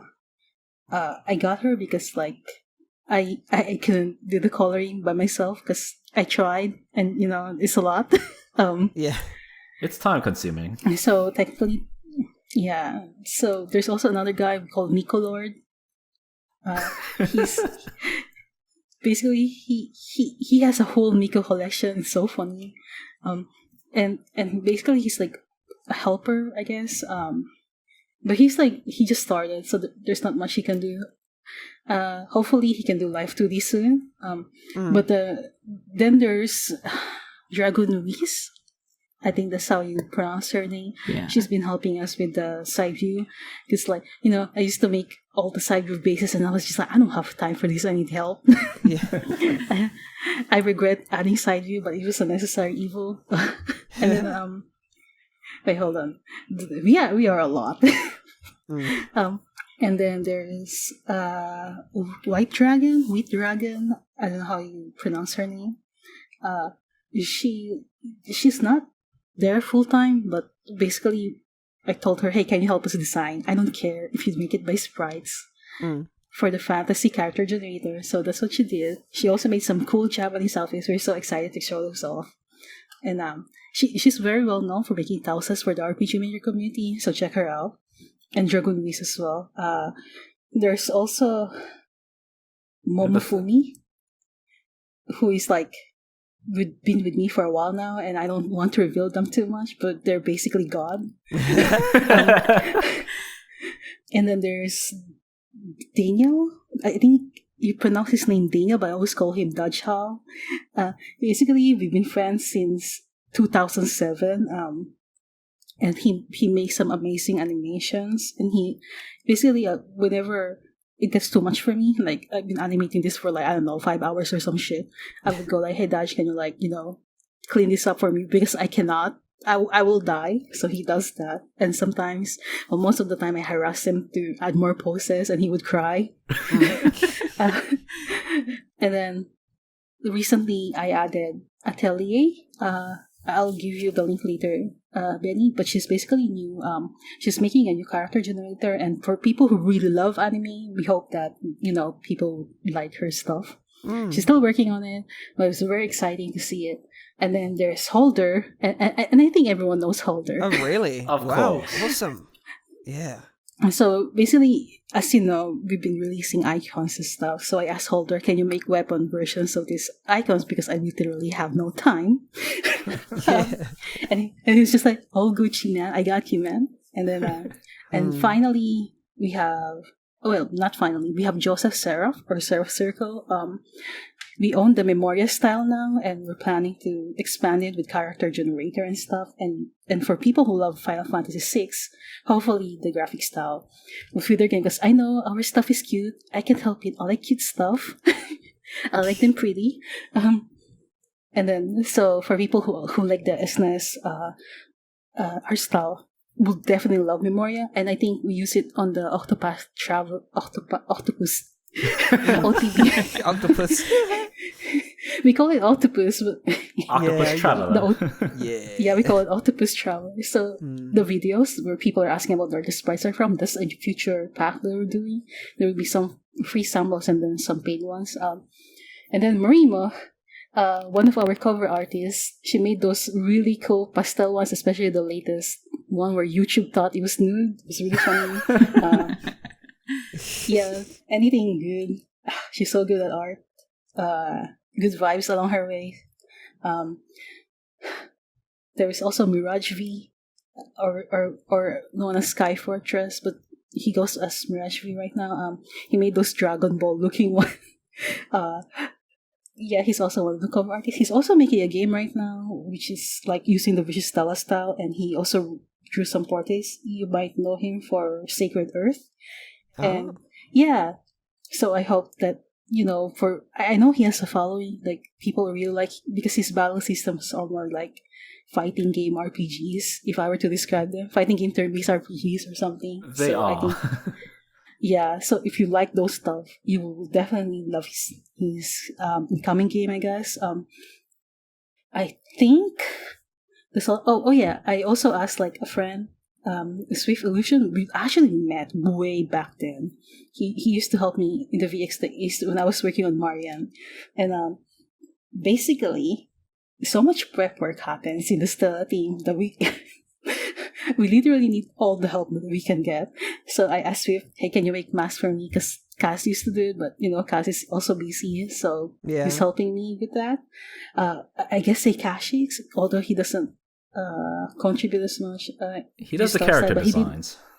He just created the mascots, Sen and Agatha, as we call them. I think that's all of the. I think. Yeah, that's all of the. It's a big team. It is a big team. Yeah. There's a lot working there, and that's only half of it too. Yeah, some people I didn't even realize. There's a few guests there, like podcast guests. I think Joseph Seraph is our very first guest who guested on this podcast, and also we have Holder as a podcast guest along with Jason Perry of the Time Fantasy tile sets. That'll be a fun one coming up soon. Yeah, so go check those episodes out. I also almost forgot about Deck Killer and Dr. Yami. Oh, wow. Really? Yeah. So Deck Killer makes sample maps. He's kind of busy because he has a lot of things going on. But sometimes he makes sample maps. Dr. Yami, he helped me. Literally, when I pitched Luna Engine, nobody wanted to do it except him. Yeah. I mean, it's understandable, right? So yeah, also, I have to talk about my friend Laguna. Laguna is so funny.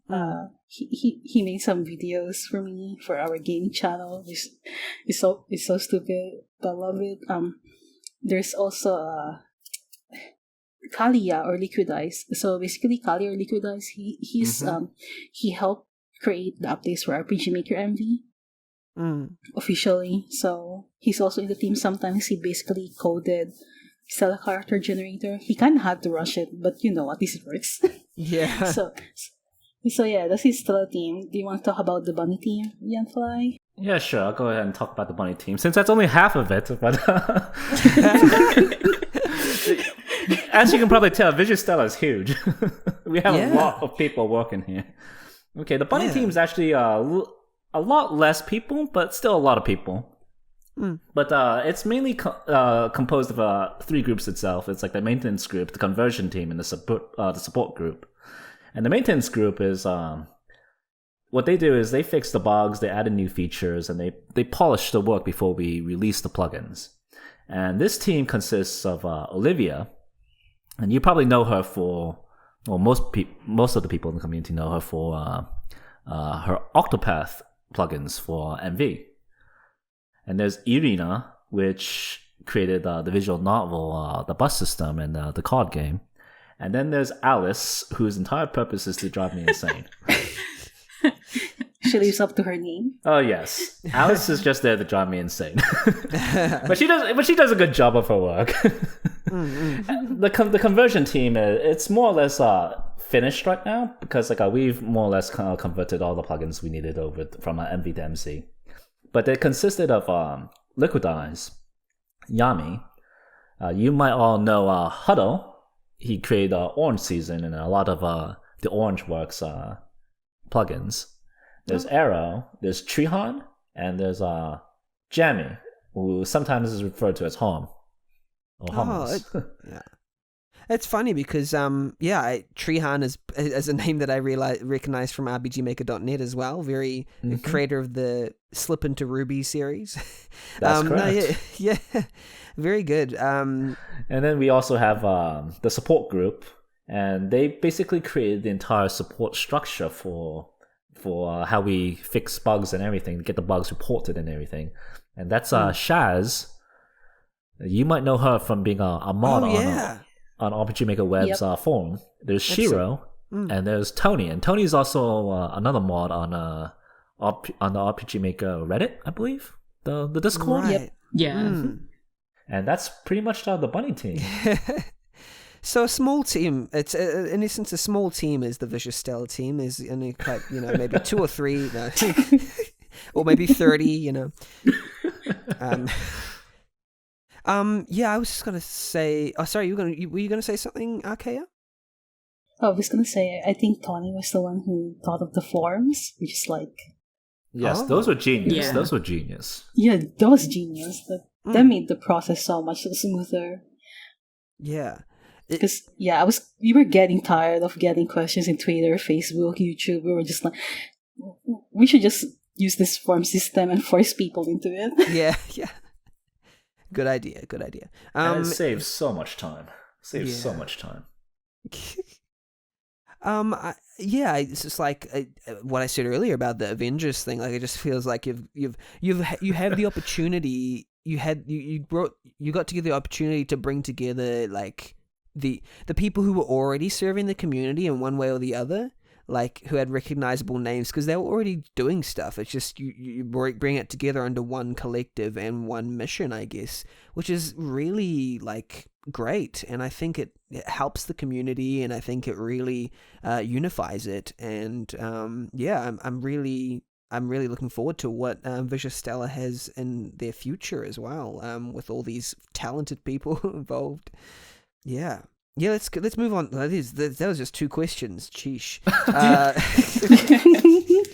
Let's move on to some more questions. These ones are sort of, I think, Yanfly, did you kind of lump these together? They're very similar. Me as well. Yeah, they're pretty similar. Hot Gamer Dad from RPG Maker Caller Discord asks, is there anything that dictates what plugins you make, like user demand, or is it simply whatever you feel like? Gord Clay is asking, where do you get inspiration for your stories, designs, plugins? Windshifter asks, how do you decide which plugins or assets are created? Is there some poll or some case of plugins? Do you just look what you did in the past? Or Anti-Lurker or Super Lurker asks, what's the QA process, quality assurance process for new plugins look like? So that's sort of all lumped together. Would someone please do something with this? Okay. I guess that's pretty much directed at me. But the way we kind of decide on what plugins to create is somewhat simple, I would say. It kind of goes down to the fact that we actually create games, so we know what games need. And when there's essential functions missing in RPG Maker itself, we go and create those through plugins. And when those plugins are made, they're usually when those features are made, they're usually put into the core plugins. They're set free for everybody to download and use. So that way, nobody needs to go and out of their way to generate some income in order to get the whole the game creation process fully realized. But if they're considered luxury, and you'll probably know what I mean by luxury, as features that are seen in RPGs, but they aren't necessarily seen in every RPG. That's when we kind of weigh the pros and cons of adding that to the library. Right. And we weigh that by seeing how much demand there is. We see the demand by viewing the past analytics of how often it's been used, like the polls, the requests, the suggestion box entries. Sometimes the patron projects, we gauge how many plugins are being used from that, and we decide from there which ones to convert over. Right. But sometimes if there's a feature that's going to provide like a lot of problems in the creation process of the compatibility affinity with the rest of the library, we just kind of leave that out. It's probably because if it was just like maintenance by myself, I wouldn't mind it as much. But now I have a team doing it, and I don't want them yelling at me all the time. so I just kind of pick the ones that are more fitting for everybody to deal with. I mean, they still yell at me, but it's less yelling at me. And finally, sometimes add to the problem. Oh yes, they do. and the final thing that we consider is like the budget. It's like sometimes certain plugins take a long time to create, and we have to see if it's going to be able to generate enough returns, because the people that I have on the maintenance team, they get paid, and we need to make sure that they continue to get paid so the bugs get fixed over time. Yeah. And I think, it up. Yeah, you have that little box, right, as well. People can put their little suggestions in if they want to, I think. Yep. Was that correct? Yep. Yeah. That's right. It's on the website. On the website, yeah. So anyone can go to give their little thing. But that was like an insight into how it can be filtered out. And honestly, there's just so much that you're doing, like, as a company, that it's just like, I'm surprised that what comes out, it comes out at all, but like you set your ambitions really high, and sometimes people don't realize how much work has to go into it behind the scenes to even get it to a presentable stage. But the amount of productivity I see is just incredible. It's and I know you were talking about it with Archeia earlier, but I literally can't see how Archeia was able to do that while working on another high level commercial game at the same time. It seems impossible to me, but anyway, that's a different story. I died multiple times. I can only imagine. That's a story for another day, maybe in a few years. But anyway, we'll see. Another question from Zeriab from RPG Maker Cola Discord. What resource or script have you enjoyed working on the most? Well, okay, do you want to start with that? No, you can go first for now. Okay, I'll go for it. For me, the plugins, I would have to say that the Battle Core is probably my favorite. I mean, it's a boring choice, but it was a long-term wish fulfillment of mine ever since the VX and VX Ace libraries. And the reason why I say that is because we finally got the code and flow structure that I've wanted for years to come. Right. And the reason behind all that complexity and everything is because RPG Maker is divided into when people play RPG games, they typically see three facets of an RPG, and that's the map, the battle system, and the menu. RPG Maker gives a lot of control over everything that goes on the map, but not so much for the battle system and the menu. So having a strong battle core allows developers to have that kind of control over the battle system. And that's what we were aiming for with this battle core. There was damage styles, there's JS code injections, layouts, active commands, visuals. We made 6 different battle systems for people to pick from, on top of the already existing 3. Yeah. And we have 2 or more 3 planned too. And there's also like C, F, O, S, W, T, TB, T, yeah, so many. And each of them have their own styles. Like, your game completely feels different when you use a different battle system. It's overwhelming. And we also got other reason why I like the battle core so much is because we finally got the action sequence system to something I believe is able to be consumable by most game devs. And that's because it's done off of common events this time and using the plugin commands. This is a quick question for Yanfly. Sorry, do you have a favorite scripter or script written by someone else? My favorite script written by somebody else, I would probably have to say it's MZ3D. or MV3D as you know it. Ooh, yeah. And the reason why I say that is because that is something incredible. And it's something that a lot of people wanted for a long, long time. I mean, even officially, this was pitched by official like RM developers. Like, should we do something like this for RPG Maker in the future? And a lot of people said this kind of thing is impossible because if you could just turn something 2D into 3D, architects would be out of business and something like that. I mean, it's true. It's true. And this guy did it. He did it. He did it with flying colors. It's absolutely amazing. Now, architect is not a job because of this plugin. It's no longer a job. You just have to use RPG Maker 3D, MV 3D. But more or less, the idea is like taking something 2D and putting it into 3 dimensions takes more than just imagining it as like 3D. It's a whole set of like extra things to take into consideration. Like there's a whole set of new coordinates. There's the lighting, visibility, camera work, etc. And that kind of thing, you just kind of take for granted when you work with 2D games. Yeah. Yeah, it's absolutely like something you wouldn't think of. And they also have orthographic camera and all these different... It's just too much. People should just stop being impressive. Yeah. Yeah, that's amazing. Archeia, your turn. yeah, let's go with Archeia or Kaz. What resource or script did you enjoy working on the most? Kaz, go. So Nessie and I have this thing where she's really good at drawing natural stuff like trees and things, but she hates drawing anything like man-made. So what I enjoy doing is drawing like cars and things like that. And I think probably my favorite resource to work on was the Modern City resource packs with all like the vehicles and everything.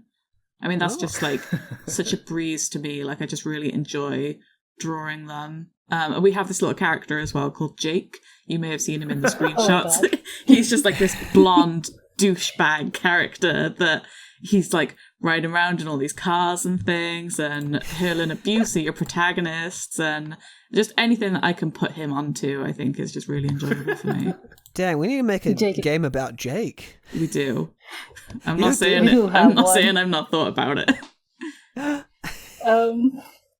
So I don't really have anything that I really enjoy working the most. I've been thinking about it, and all I can think of is all of them are pain in the ass. Which one was the least pain? I think they're all the same amount of pain.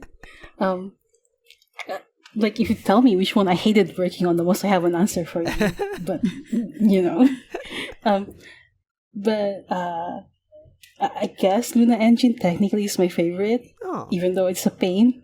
Because like, there's one thing that I hate the most in RPG Maker is seeing the default UI, or people not modifying Yanfly's UI, and I've seen his UI for like 5 million RPG Maker games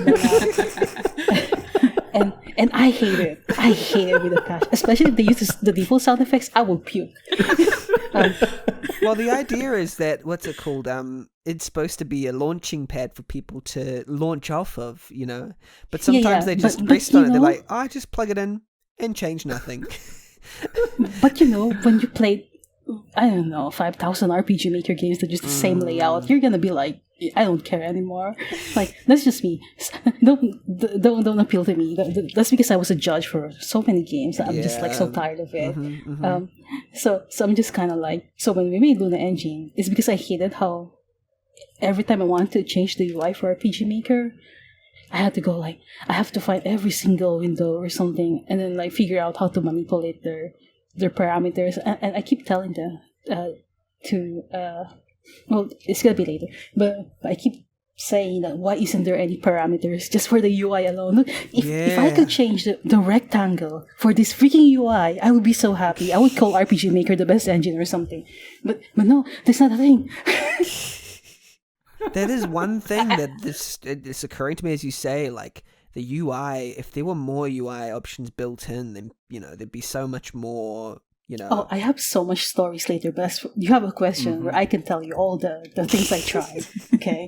All right, we'll get to that question soon. But yeah, but Luna Engine was like the first time. I think Kaz can agree with this. Like when the VXA's Luna Engine was really good. Yeah. Where literally it's just parameters and you just put it. And then MV Luna Engine, we were kind of like RPG Maker changed kind of a lot, and we couldn't figure out how to make it user friendly. So basically there's two ways to design something like RPG Luna Engine. So either you go the some random dude route where you just make HUDs, which is kind of different, right? Yeah. Or Luna Engine, where we were thinking about compatibilities. Oh, you should be able to use the script and Luna Engine at the same time. Yeah. Provided the user has enough knowledge. So Yami, when we were making it, he was just like, okay, you only have two choices here. Either give people control and break every single script out there, or we go compatibility, but we make it really hard to use. And obviously, you know where we went. We tried to make it. Come on, we have a huge ass documentation about like 46 pages or something. Yeah, people get antsy either way. Yeah. It's very hard because like I always wanted it for RPG Maker, but yeah. So Luna Engine was the first time I was just like, oh my god, I can finally make the game of my dreams. Closer. I was so happy when it happened. Like with the VXA one, I was like screaming to the world. I was like, oh my god, we finally have custom UI. Yeah. Our game doesn't look like every single RPG Maker game. And I think some people kind of abused that, where someone would take our sample projects and then like commission, quote unquote, and then like pretend that they made it, or like they would spam our support email asking us how to implement XYZ, but it's actually for commission, and it's kind of like that's not right. So yeah, that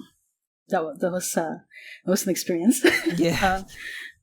So yeah, I think Luna Engine is like one of the best things we've ever made. I kind of wish that we could do it for MZ, but MZ changed a lot. MZ's changes. I think Yanfly could agree with me. Like, I think they changed text to be sprites instead of bitmaps, and that was kind of weird or something like that. Some of them, yeah, but it's I would say MZ's changes are for the better, but at the same time, it makes it a little bit harder for the autistic types to kind of mesh together with, because it's definitely it's kinda... like, the code base is definitely more programmer friendly, but it's not as autist friendly in my opinion.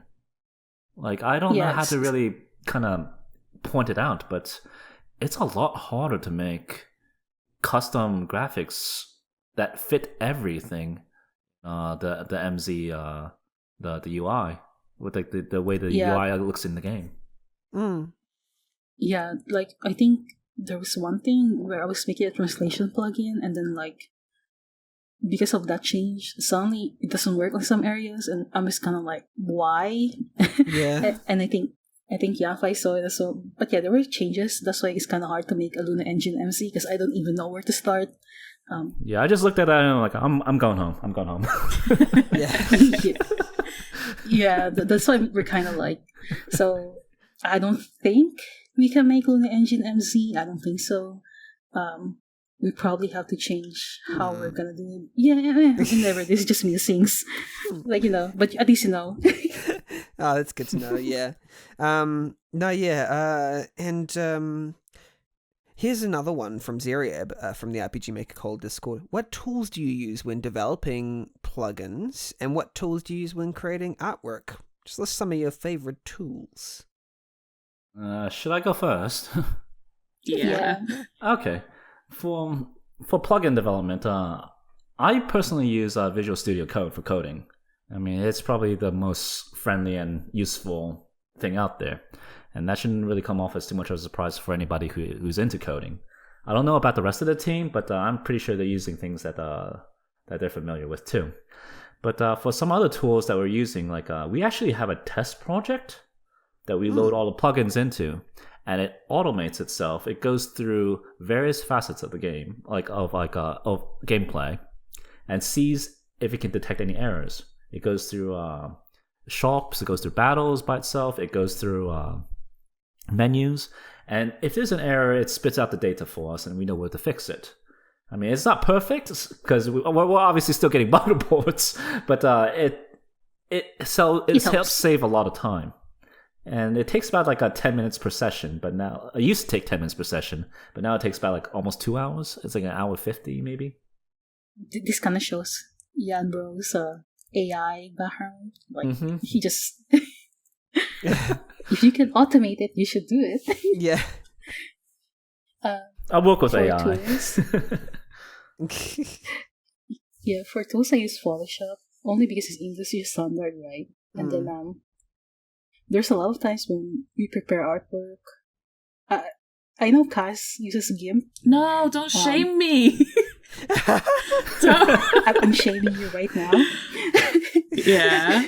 I'm just very comfortable using GIMP, and I've just never branched out into anything else. Like I've tried things like Ace Sprite, and I think that might be it actually. But I'm just comfortable in GIMP. Don't shame me. Yeah, I'm shaming you. Dot. Silence. I'm using. We have a couple of Photoshop. homebrew tools for packaging the assets too. It's like we create parts and then they just kind of assemble together. I also have like the reason I use Photoshop is because you can script JavaScript on it, and then you can write something and then it automates it for you. So this is where me and Yanfly always agree with. Like, if I can be lazy, I'll be lazy. It's true. And then, the lazier you are, the more efficient you work. As ironic as that is. Yeah, and then and then in the art team, which is funny, we always don't agree where we draw. Like, you will have people that swear by Photoshop, like Marimo. And then there's people like Ryuen who uses Psy and hates Clip Studio, but I fucking love Clip Studio. And yeah, so when we transfer files, it's always a PSD. Because it's like, and then when it goes to CAD, sometimes the PSD breaks. Yeah. It's GIMP. Right. Yeah. And yet I won't move. Yeah, but, I just send it back to her as like this broken mess of a PSD that GIMP has touched. yeah, I think like we were doing banners and I gave Kaz one and then the mask stopped working. Yeah. Oh yeah, and Yeah. what's the name of it? Is it Affinity? Yeah, Affinity Designer. Oh yeah, Affinity. Yeah, she made me use that. Yeah. Because it's cheaper Photoshop and Illustrator, so if you can use it, you should buy it. It's really friendly. What else? I think for pixel art. Is Affinity you're talking about? Yeah. Oh, okay. For pixel art, I'm using Graphics Guild. I know it's old school. I use ASE Sprite, but it's like it's different. Yeah. I don't like it as much. I rather use Photoshop for some reason. The ASE Sprite when I'm doing pixel art too. I don't know, man. Yeah, so everything is in Photoshop now because it's it's the standard. Everyone has it except Kaz. Yeah. Well, you can survive with GIMP, you know? GIMP is fine. It's a very good program. I won't have a bad word said about it. It's free as well. Exactly. Yeah. Yes. I just like making fun of Kaz because she uses GIMP. Yeah. Everyone just shames me like this art hobo that can't afford anything else. I picked it up and I didn't know what to do with it, so I had to put it back down again. That was my experience with GIMP. So yeah, those are the tools. How about Joe the Elusive from Twitter asks, how closely do you work with? And you keep switching between two. Is it Digica or Digica? Digica. Digica. How closely do you work with Digica, and what advantages does this give you? Okay, so among all of us, I'm the only one who actually works for Digica. Right. Also, Enterbrain doesn't exist anymore, by the way. Oh, It's yeah. Kadok. So the people who owns RPG Maker is Gacha Games or GGG and Kadokawa. Yeah. So what they basically got me because I'm the most outspoken RPG Maker person, I guess. Like, aside from Touch Fuzzy. So my job in Deshika specifically is community health, quote unquote. So my job is to basically provide everyone free stuff as much as we can. Yeah. And figure out what people want. So that extends to everything. So for example, if you have engine requests, that's why in the forums there's like the suggestion boards and stuff. I made those. So the problem is, right, when you're making an engine, and I think Yanfly would agree with this, is that you can't just add everything people want. Yeah. And even if you think this is important, is it gonna affect user experience? Is it gonna affect the stability of the engine? Blah blah blah. So I made the suggestion board so people could critically think about what they want. So let's say self switches, right? Yeah. It's A to D, and we wanted it to A to Z. Like, I've been trying to fight for that. Even Yanfly, I think, helped me with that. Oh man! So we tried fighting for that so long, like so hard too. Yeah. In MV, we wrote this huge ass forum post so people can discuss about it. I think Yanfly started it, and then I tried pitching it. It was rejected. I was like, "Okay, this MV is help. Maybe he doesn't want it. Okay, I understand." So MZ rolled around, and we were in beta. We tried again. And then we got into a long-ass conversation about it. And in the end, it was rejected. It never turns out the way you want. Well, there was another one where it's like more event conditions, where basically you can have greater than equal variable event conditions or switches or whatever. And then I tried for that. And then Ojima-san was like, I don't understand, why would you need this? So I went to the forums and I asked every single one to contribute to the conversation. Why do you need this feature? And I think it reached like 6 pages or something. And Ojima-san read all of it, but he's just like, you can always do it this way. And then I think Victor Sant, or Victor Engine. Atawa was like, why? Why would we have to do it this way when we can do it easier this way? And and in the end, it was rejected. Oh. So I'm just saying. It's more or less the reason why we have to create plugins outside of the library, because sometimes those features, they don't exist in RPG Maker, the editor. And it's not because we don't want them to exist, but sometimes there's a different mindset that goes on in the higher ups. And that's probably the reason why. That's the reason why we can't always add everything that's always suggested. Yeah, because tech support comes into it and stuff like that. And I think the reason, so Visustella, we were not supposed to be active for MC because we were straying away from RPG Maker. We don't want the RPG Maker brand attached to us. That's why we never posted in the forums or whatever. But we wanted to give back to the community, and we don't want drama. So, but it happened anyway. That worked out well. That worked out well. So when we were discussing, like, hey, Ojima-san, can you add this and that? And he keeps rejecting all of it. We had to add it to the core engines and stuff like that. So it's like, but we also don't want people touching our code, right? Because it's like there's so many things involved with it. We got tired of people touching the code, reporting it as a bug report, and be like, and then when you receive the project, you just found out they added like weird lines to the code. It was a mess, basically. That happened extremely often in MV. Like people, they would actually tweak the plugins themselves, and sometimes they would either think that became like a core feature of the actual plugins themselves. But then, like, whenever I would roll out a new update, it would obviously overwrite the plugin, and that their changes are gone, and they would report that as a bug somehow. But I was like, I never knew that even existed. Like, I never knew I had such a thing in there. But it turns out that there were things that people have added themselves as well.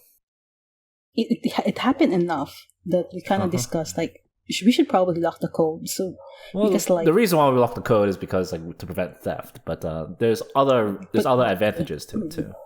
Yeah. I mean, like, that was part of the discussion. Like, we also want to prevent theft, but mainly, whenever me and Yanfly argue, I always think about, like, do we need to support this later? Like, you know, like, I always think about his health as well. Like, Yanfly, you're really burnt out. I went to the hospital like 5 million times, you know. So hey, you're the one who makes me end up going there. You're the one who makes me end up going there. I mean, you agree to it. You're answering my someone's ho-ho. So you're saying this is my fault now, huh? Well, it probably is my fault.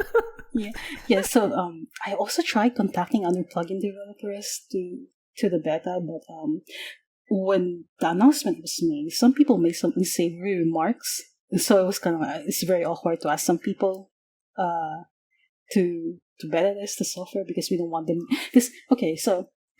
So remember there was a drama with MC's release, right? Where people contacted me and they didn't receive a copy or whatever. Mm. There was a lot of things going on. So one of them was like, during the beta, we were thinking about who should receive early access keys, basically, but we don't know when. And what happened was like, there were certain individuals that were trashing the announcement forms, and obviously, as a company, you don't want to support that person. It's kind of awkward. Like, if I give him a copy, that kind of feels weird. Like, that's why, General Tape don't publicly trash. In a sense, it means the company accepts the fact that you're trashing them, and from an employer standpoint, that's not the kind of person you want to hire. Yeah, that's not the kind of person you want on your team, because that's gonna break apart your team. That's gonna break apart your product.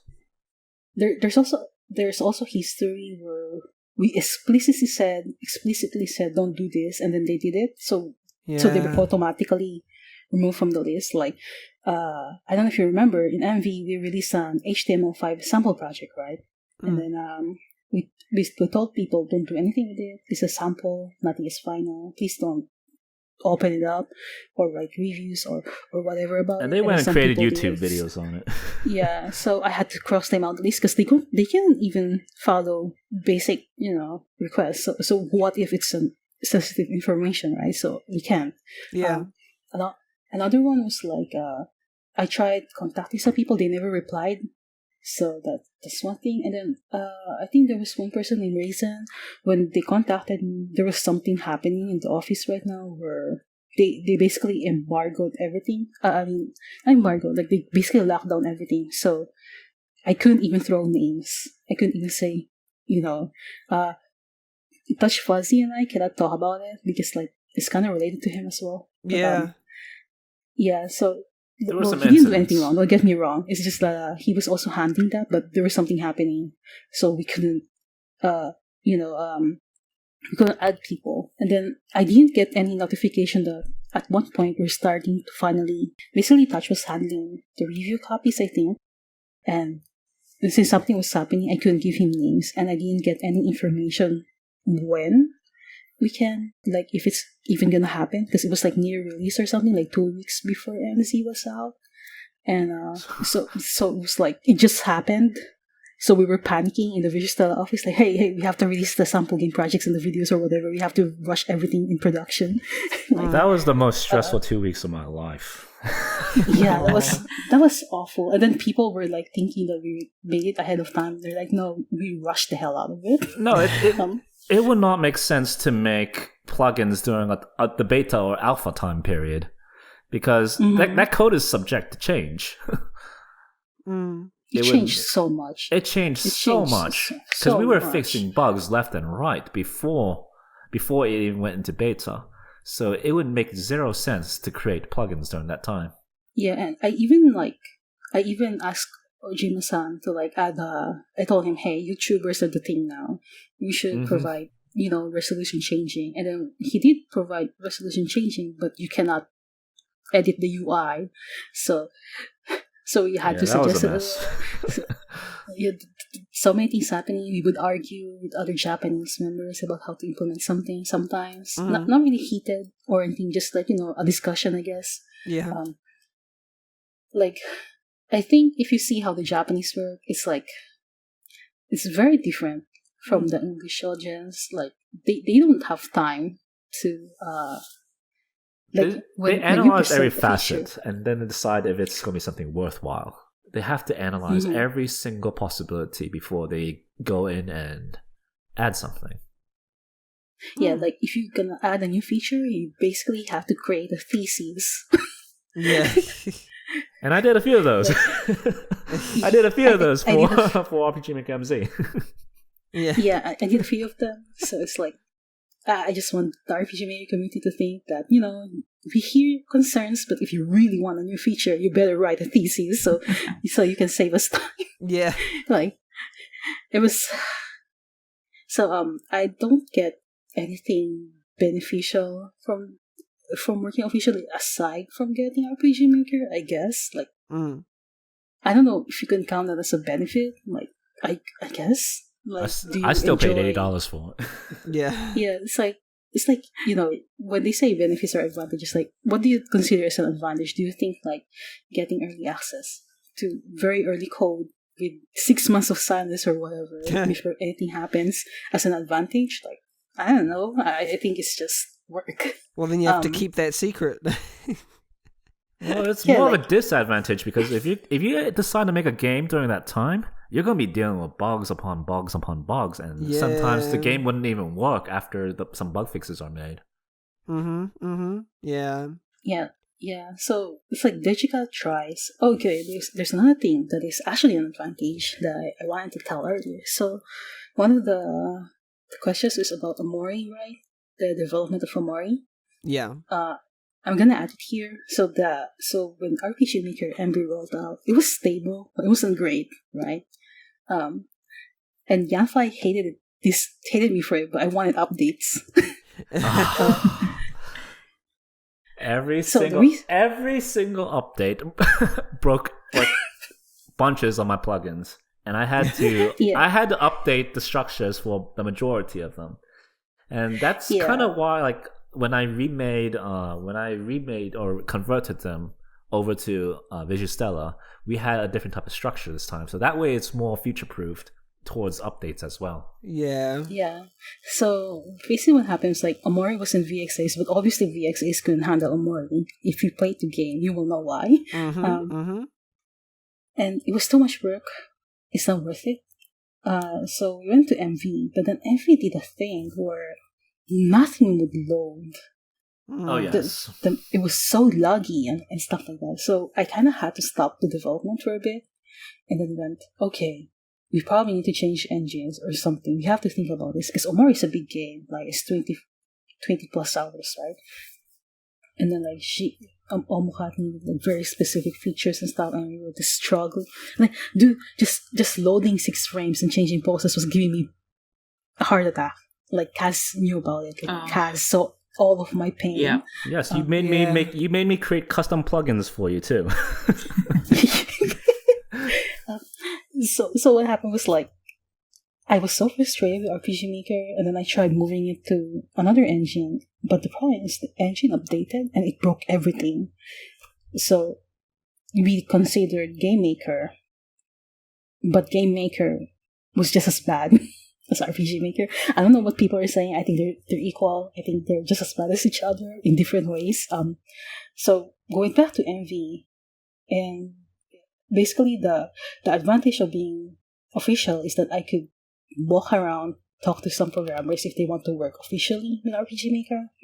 Like, are you prepared to implement new features and get hated on by everyone? Basically, that's it. And you know how many people hated us whenever we updated MV. But it was for the greater good. Because MZ wouldn't be as good as it is if it wasn't for the MV updates. I think, like, one of the updates was the plugin commands, right? Like, if you compare version 1.0 to version 1.3.1, the plugin commands doesn't even come close. You mean the parameters? Yeah, the parameters, right? It didn't even come close in terms of features. Like, we had to add those. That was a good update. Yeah. There was also the searching on the editor that didn't exist. Like, you can just Control F now and find stuff. If it wasn't for updates, and Kalia or Liquidize did a great job on that. And I think him and what's his name? Orsfly deserve all the love that they can get. And Ivan tried to make the tile map not laggy. That was such a huge problem for me that I wanted to throw RPG Maker to the wall at one point. And then with MC, in MC, I tried to implement some quality of life features on the tile map. I think Yanfly also proofread that code to make sure it's not ugly AF. Yes. I proofread as much as I could, and I also made some more changes. Like I provided the common event queue. And back then, whenever you would reserve a common event, it would overwrite the previous one, so you would not be able to chain them together. And now you are. So that was one of the things. That's one of the things I've got added to MZ. Yeah, we try to improve the engine as much as we want, but the thing is, like, you can't overwhelm the RPG Maker side, right? So I think Omori somehow contributed to RPG Maker's improvement because I had to make a game with it, and there were so many problems I couldn't even count. I was going crazy. I remade the project like 5 times because it keeps breaking apart, or it's not good enough. Whenever people say you could have just made Omori in 1 year, I was like, bitch, no. Did you even know how much back end we have to fix for RPG Maker to be able to make something like Omori? Come on. And it's true because, like I mentioned before, like when I was making the script libraries back then, I would kept remaking them until I got it right for the game that it's made to work with. And it's the same exact case of Archeia right here. Yeah, except I have the official quote-unquote capacity to request changes from from the engine itself at Yanfly's sanity. And I think so many scripters hated us for it, but I still think that it was the right call because I don't think MZ would be as good if it wasn't for how we tried to really fix MV's shortcomings. Because I think like the experience when MZ was early, we found a couple of issues that were still present, and we had to call it out like, hey, this isn't optimized, like it would affect performance, so if you could please do this and that because Pixie does this and that. And then we provided a lot of changes. Yeah, we tried to make it as good as possible. Like RPG Maker MZ looks like it didn't change much, but it changed a lot for better or for worse depending on your mileage. The only problem is like I'm kind of sad that the event searcher didn't come in because we finished that movie.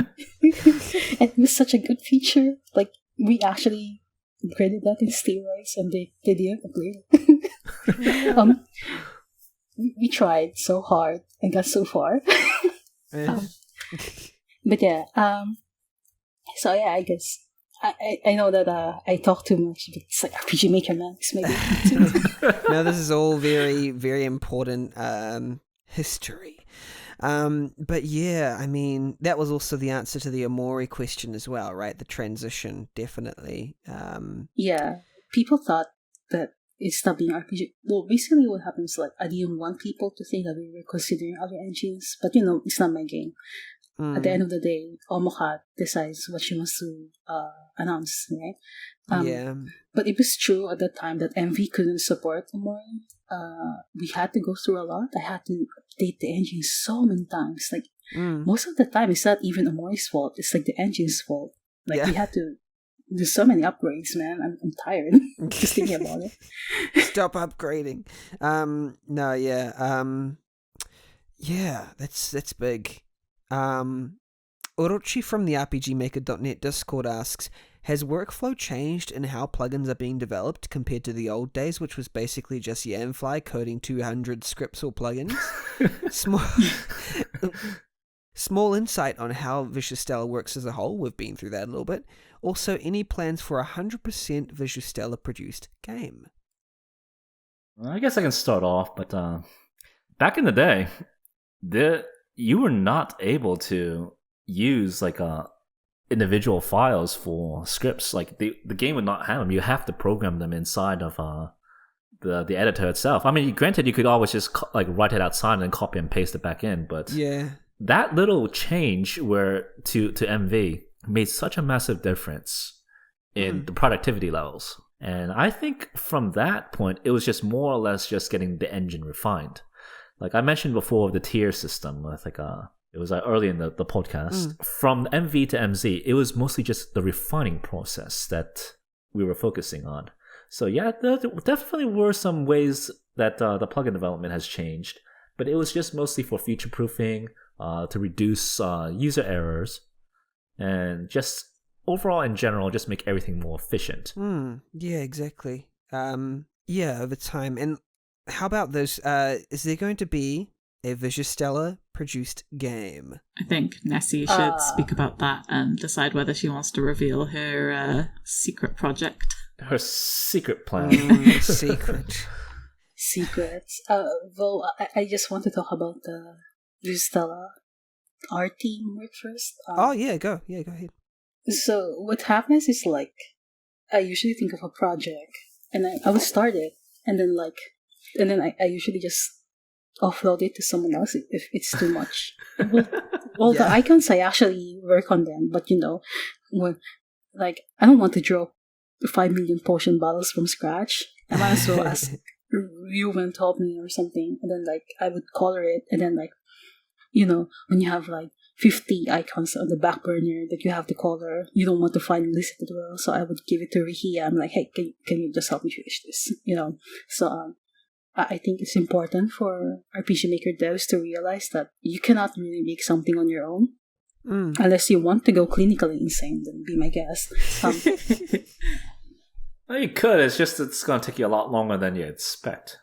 Yeah. Yeah, but I think how Eric Baroni, some... he made Stardew Valley in how many years? I think it was like 5 or 6 years. I think, yeah. Yeah, and he actually... And he's still making it. He's still also... adding things to it today. So it takes a long time to just work on a game by yourself. Yeah, but it's also, he almost got mentally institutionalized if it wasn't for his girlfriend being there. Oh yeah, that's true. Mm-hmm. So, and there's also like one of my favorite devs, I think Konjak was his name. He actually had to like, get hospitalized because he was not in a good place. So, yeah, unless you have a significant other, it's really hard to work on a game alone, right? You need that support. You need that support. Yeah. Yeah. So that's why Visustella, I don't want to go insane. And thankfully, Cass has a wife, girlfriend. I don't even know what to call wife friend. And then for me, I just harass Yanfly. Your work wife. It's a little known fact. Yanfly loves being harassed to do things. It's true. No. I'm part of the exception because like I just harassed him since the beginning, so it's okay. It's just kind of been there. It's like one of those one of those things you just have to deal with all your life. And she's just been there for in my life for 15 years. I've known her longer than I've known her longer than most of the other people in my life. And it's I've seen everything that happened. I suppose there's something very special when, even though the experiences were not good, that you've been through something together and that you've forged that trust. And to have people that you trust in this sphere is probably something that is very valuable. Yeah. Or I think the main problem is when people ghost you, so it's really hard to find people. I think I tried getting some scripters for RPG Maker, and they all ghosted me. Yeah. So that was difficult. Okay, just a quick question. Have you ever realized some of the things you ask for? No. Have you ever realized some of the things you ask for? Well, not just that, but it's also for example, I would be like, hey, do you want to work on this, right? I would give them the documentation and stuff. Hey, do you want to work for RPG Maker officially? And they're like, yes. And then they figure out how hard it is to work with. Yeah, it's not as fun as games. The system. Yeah, it's not really fun. I can you think you want to meet your hero, but you don't. I'm not saying Ojima-san is awful or anything. I'm just saying that he's very Japanese practical. Bureaucracy. He's very practical.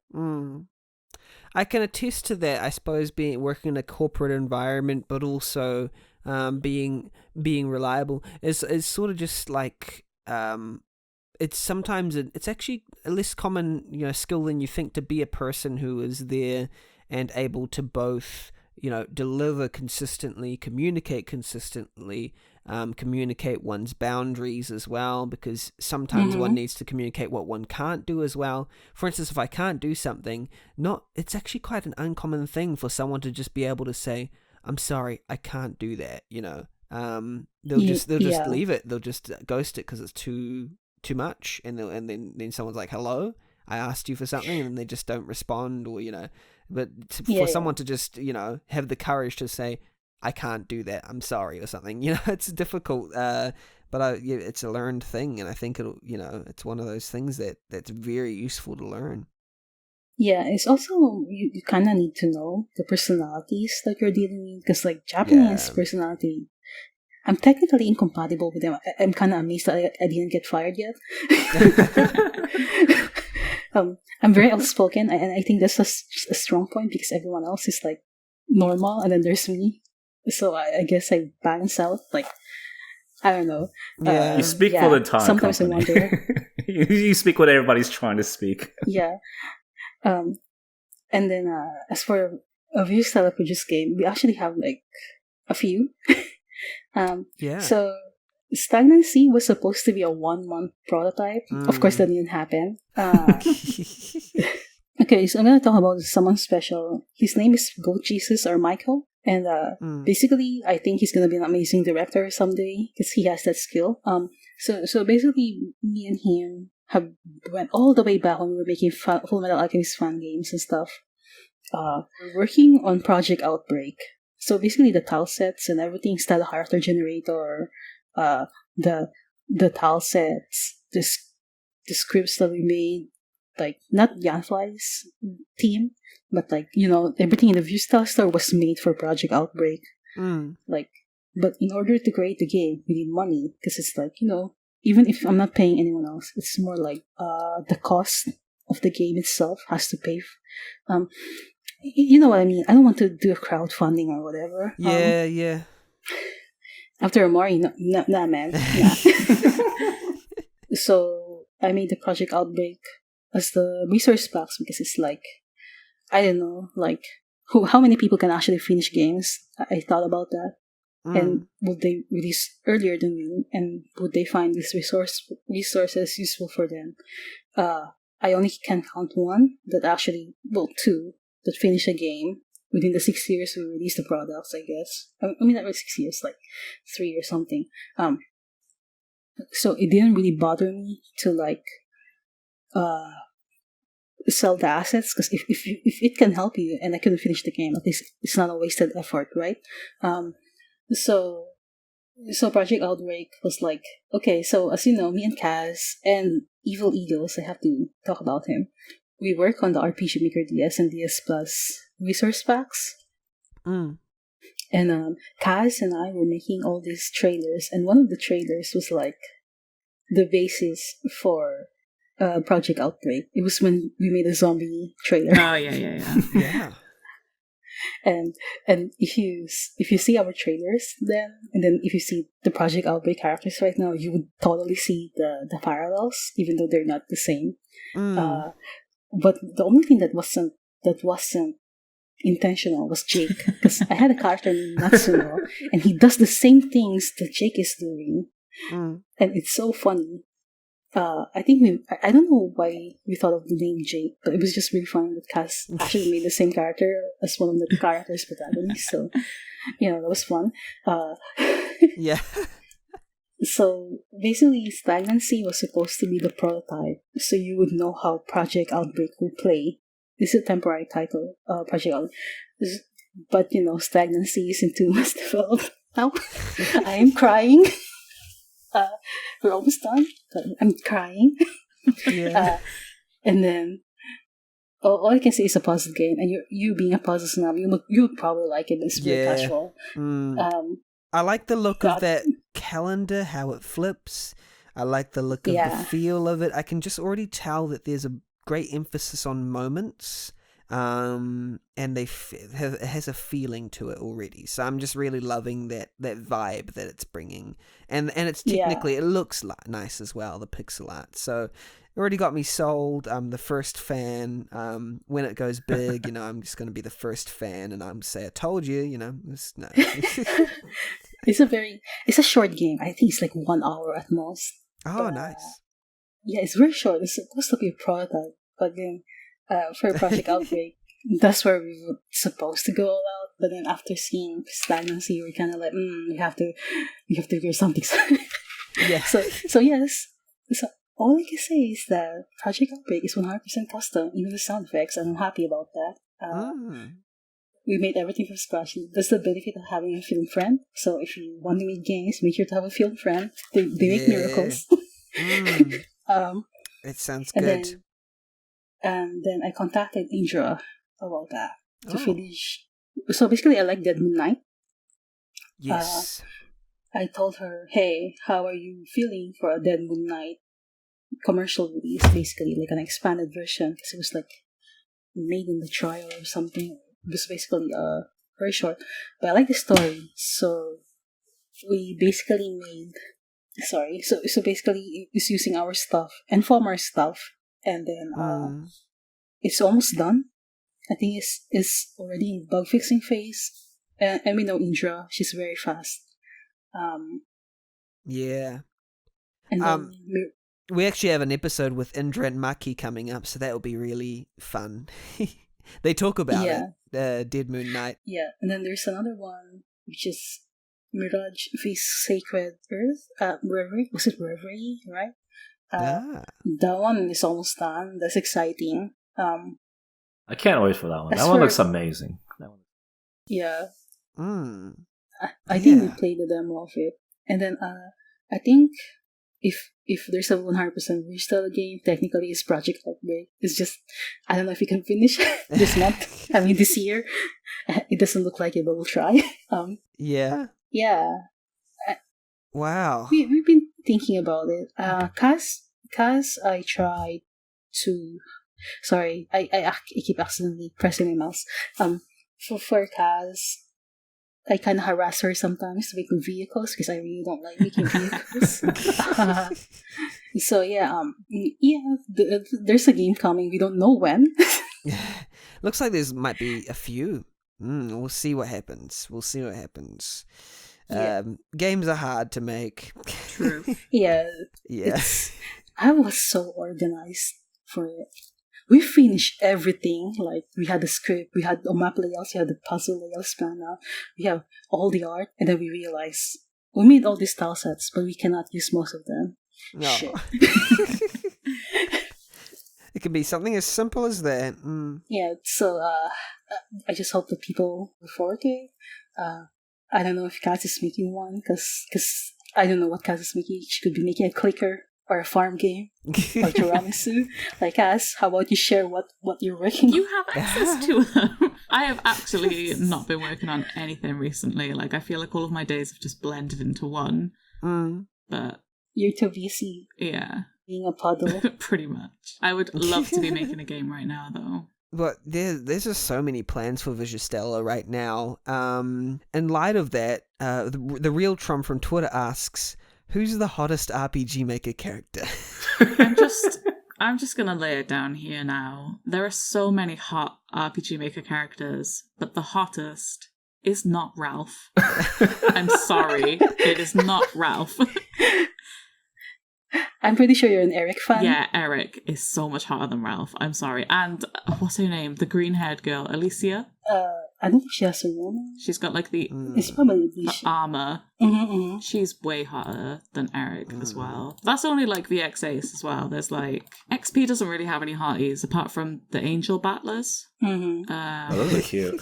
MV is basically just like a write-off. There are no hot MV characters. They're all disgusting. They're all generators. MZ has a couple good ones though. There's like the White Witch girl. Who else? That like older lady with the purple cape. Let me see if I can find her. You mean the witch? Or the one with like the scar on her eye? Oh, the mercenary Yeah. one. I don't think she has a name. She's quite hot. Does she have a name? No. Oh. It's so annoying that they don't have names. But yeah, 100%. It's got... It's quite funny, like, some of the, like, more detailed busts that Archeia did for each of the RTP characters. It's my canon view of what they are now. Yeah, same. I'm just looking through them now, like, I think Ulrich is pretty cool, and Alma. I think Alma's pretty cool. Alma. I'm gonna say this Alma. now. Purple hair, Yes. Like, I don't want to come across Alma. like I don't want to come across like a raging Final Fantasy VIII fan here, but like, if you're a kid in the early noughties and you want to make yourself an FF8 sort of like spiritual successor, he is the guy for you. Who's that? I'm gonna say this. I'm gonna say this now. Oh, no. I'm sorry, Cass, but your taste is shit. Oh. No. You like Eric when he has spikes and wears the shorts and red socks. Yeah, that's great. His tan and his white It's hair. awful. Yeah, but he's wearing spikes and shorts and red socks. You even edited the spikes off of his armor. Because it's so bad. His gay spikes, and you got rid of them. Yanfly. Yanfly, who do you think is the hottest RPG maker?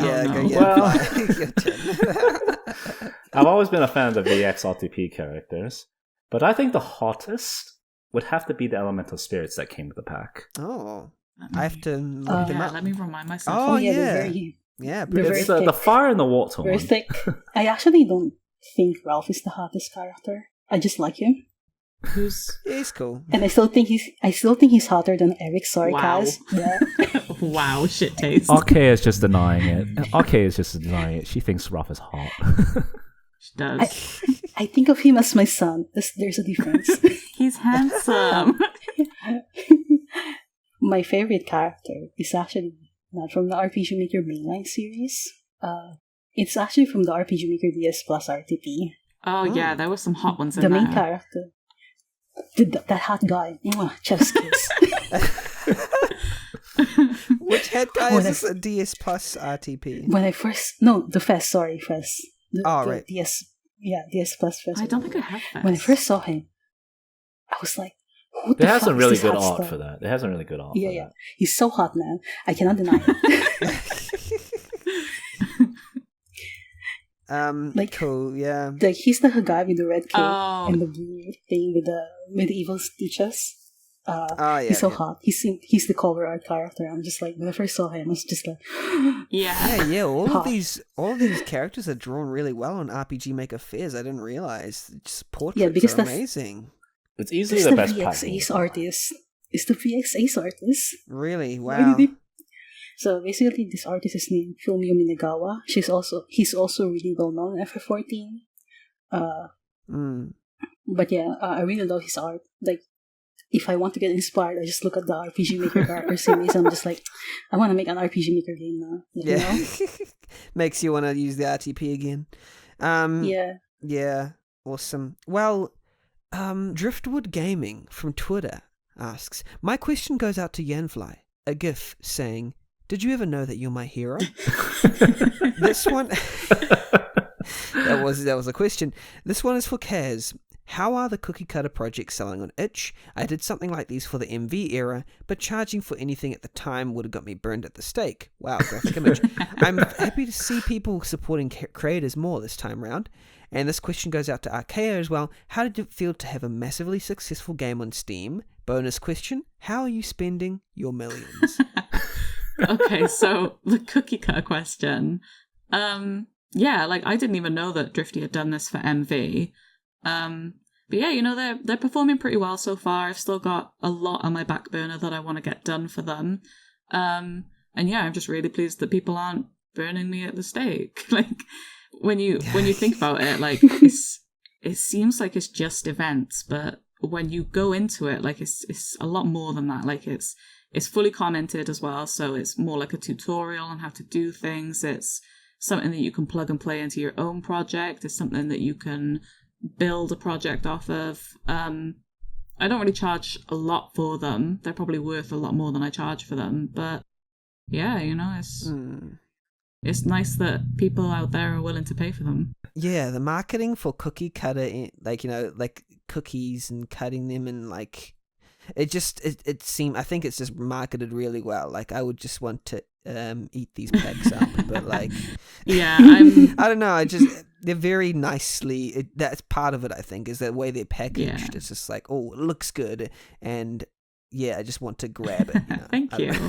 I've tried to make them slot into each other as easily as possible and make it so that they can slot into people's projects quite easily, because the difference with the events is, whereas with plugins you can kind of just plug and play straight away, with these you have to bear in mind that there's set switches and variables and things that need to be reserved, so it's a little bit harder to sort of faff around with that. Yeah, that's the question about cookie cutter. Seems to be doing well. How about the one for Yanfly or Archeia? Yanfly, do you know you're a hero? Thank you, Drifty. And I do believe I do know, because you've been telling me that every now and then. Sometimes he would ask me like when a certain plugin is coming out, and I would be like, "Oh, it's actually out next week," and he'd be like, "You're my hero." Yeah, oh, that's awesome. And I guess what will be a final question for Archeia? Oh my god. First of all, fuck yeah. I was actually worried about the one. I'm glad that people like it. And it's very important for there to be an RPG maker with a battle system, by the way. Yeah. To be highly successful as a Mori. Because, like, if you count how many RPG maker games are successful with a battle system, you're gonna struggle, I think. Yeah. Yeah. It was interesting phenomenon. It was very important for us that it has to be an RPG. Because we wanted to prove that, RPG Maker is not as bad as you guys make it seem to be. But also, I don't get anything from it, so I'm sorry to disappoint you, Driftwood, but I have millions. But I'm very proud of how it came out. A lot of pain went to the game. I'm just happy that I can say, hey, I work officially for RPG Maker and have a successful RPG Maker game. So it's like, I deserve to be here somehow. Yeah. Like, we did a survey of, like, top RPG Maker games of all time, like, recently. This was, like, in the past month. I got about 127 responses and, like, aggregated them all together. There was, like, the likes in the top 10 of, like, Yume Nikki, Ebe, Off, Lisa, End Roll, One Shot, The Witch's House, Hylix. But Amori turned out number 1, so people love the game. It could be a little bit of recency bias, but still, like, I think it's just going to be a touchstone that people are going to just obsess over for years to come, and you won't hear the end of it. I think that's my personal opinion about it. I saw Toasty having a cry compilation about it. I'm just like, yes. Yes. The tears. Yeah, that's a big thing. Is there anyone here who wants to bring anything else up? Any other topics or questions you might have for each other? Ooh, who knows? Or questions for me or yourself? There is this interesting question from Waka. Okay. I'll say it out loud. Waka from the RPG Maker Cole Discord. Thank you, Waka. It's kind of related to Human's question from earlier. What do you expect from the future of RPG Maker? This one is interesting because, like, I thought I knew where RPG Maker is going, but now I don't. Yeah. It's like, I had all these hopes and dreams, and now it's like, I don't know, man. It is a difficult question. Yanfly or Kaz, do you have something to contribute here? Well, I don't know if it'll exactly go that direction, but I mentioned before, where there's 3 facets of an RPG that a player typically faces. That's the map, the battle system, and the menus. And currently in RPG Maker, we have a lot of control over the map scene. That's why you see more horror games than anything else, because they have all the control they need for that. So I think in order for RPG Maker to go forward in the future and make considerable progress, there needs to be more control over the battle scene and menus. Yeah. Because with the action sequences being made with common events, that's proof that that kind of control can be done with RPG Maker. And Visual Novel Maker is also proof that you could have that level of control of the menus too. Yeah. So that's the kind of direction I'm hoping that RPG Maker goes toward. Yeah, I think I'd agree with that. Yeah. It's not to say it will go in that direction. Yeah, but we can only fight for it, Yes. We can only go so far. I'll do my job. I'll try to do my job and maybe bring Yanfly to help me formulate some theses about why we should go this way. But I don't know. I'll see you tomorrow. He's running away. Come. Yeah, I mean, I'm wanting to make a big project in RPG Maker that, utilizes custom stuff, but I'm starting to feel the stress of, like, it might not be able to do what I want it to do, and that's not a good thing that RPG Maker, I don't know, it might not be the thing, they have a little bit of flexibility to create more, custom stuff that might, it sounds good. Here's the thing, you can do it, but you need a programmer, and finding one is the biggest question. We'll go to Gord Clay's question. Gord Clay asks, tips for improving artwork. Also, hi. Hello. Hello. So basically, I would say, from my personal experience, learn how to paint. Just do it.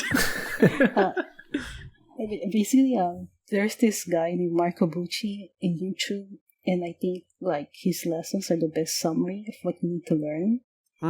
And if you can watch his 15-minute ramblings, which is basically him hammering down some fundamentals, then you're on the right trajectory for improving your artwork. That's it. Nice. I'd say as well, like, reference. Like, if you don't know how to do something, or you keep drawing the same thing over and over again, not getting it right, just Google it. Just look for an image and just draw it. Yeah. Also, finishing is a skill. Yes. You have to finish, even though it's awful. Like, at least you finish it. Draw lots of Sonic. Yeah. And Shadow the Hedgehog. Yeah, just start making your Sonic OC, and then everything else falls into place. Everything. An Everything. enemy, human enemy, Everything. architecture. Actually, there is also another guy, I think his name is Naoki Saito, where he says, do you want to improve your art in 3 months? If you can find that video, you should totally watch it. You will cry, but it's totally worth it. Because it's going to be so hard. Bring on the tears. Yeah. It's also, I think Yanfly can attest to this. Learn how to organize your time. Yes. Oh, yeah. Yeah. Organization is immensely important for learning a new skill, because you have to set off some time in order to do it. Because if you're pressed for time, at the back of your mind, you're going to be constantly focusing on those other things rather than the things you could be improving upon. That makes a lot of sense. And I should also follow that advice. It may not look like it, but Mori, where we had like calendars for days. And it was a struggle to me all of it, but have you tried inventing 150 cutscenes with more than one character in 1 month? I don't know how I did it, but I somehow survived. Yeah.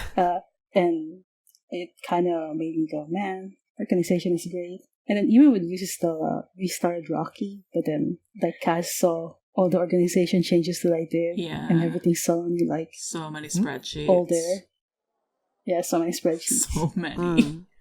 Yeah, I mean, I would just like to say thank you. There's some questions we couldn't answer. We didn't have enough time. Thank you to developer Damien from Twitter, Rechronicle from Twitter, for asking questions. And now we are going to... and also thank you Windshifter from Twitter for asking a question as well. Thank you so much for setting the time aside to just chat with the community and just share your thoughts, and it's just been a real privilege. Thanks so much for having us. Thank you. Yeah. So yeah, here's the time where you just plug or promote anything you'd like here, any upcoming projects. How can we follow you? How can we support you? How can we give you money or support or whatever we can do to make your dreams come true? Starting with who? Who would like to go first? I mean, if you want to support me, you can check out my Twitter at Caswolf, and my itch page as well. Just go onto my profile.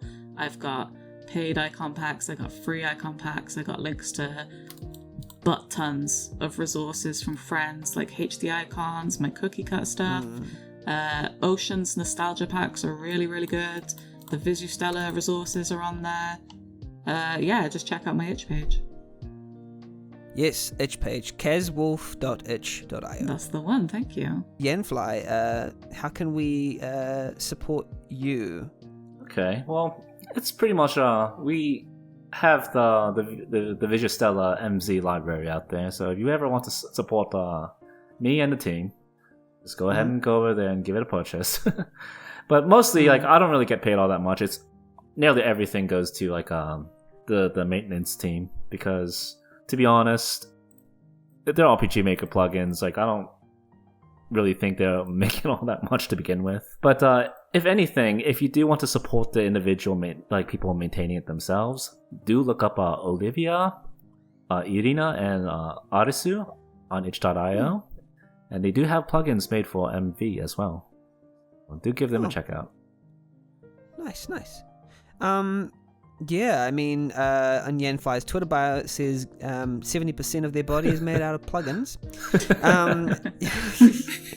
Go follow them at Yanfly Engine. And then I was going to do this at the end, but basically Visustella, Visustella.itch.io. Everything's there. Everything you will ever need. Sample game project for MZ. Kickstart your game dev journey into RPG Maker MZ with the Visustella sample game project. Character generator. There's an armory with lots of bows, club spears, and all that stuff. And there's school tile sets, and there's crime tile sets, urban tile sets, steampunk, wave bundles, plugins, everything. Go and get it. It's really high value and it's cheap for what it is because there's so much there. They just make too much stuff, so just go ahead and go get it. Yeah, Visustella. There's also another one named Lumina. I think they go as +0. Come on, people, your URLs, please make it. Please make it consistent. It's so hard for me to remember. I think basically the Lumina dev.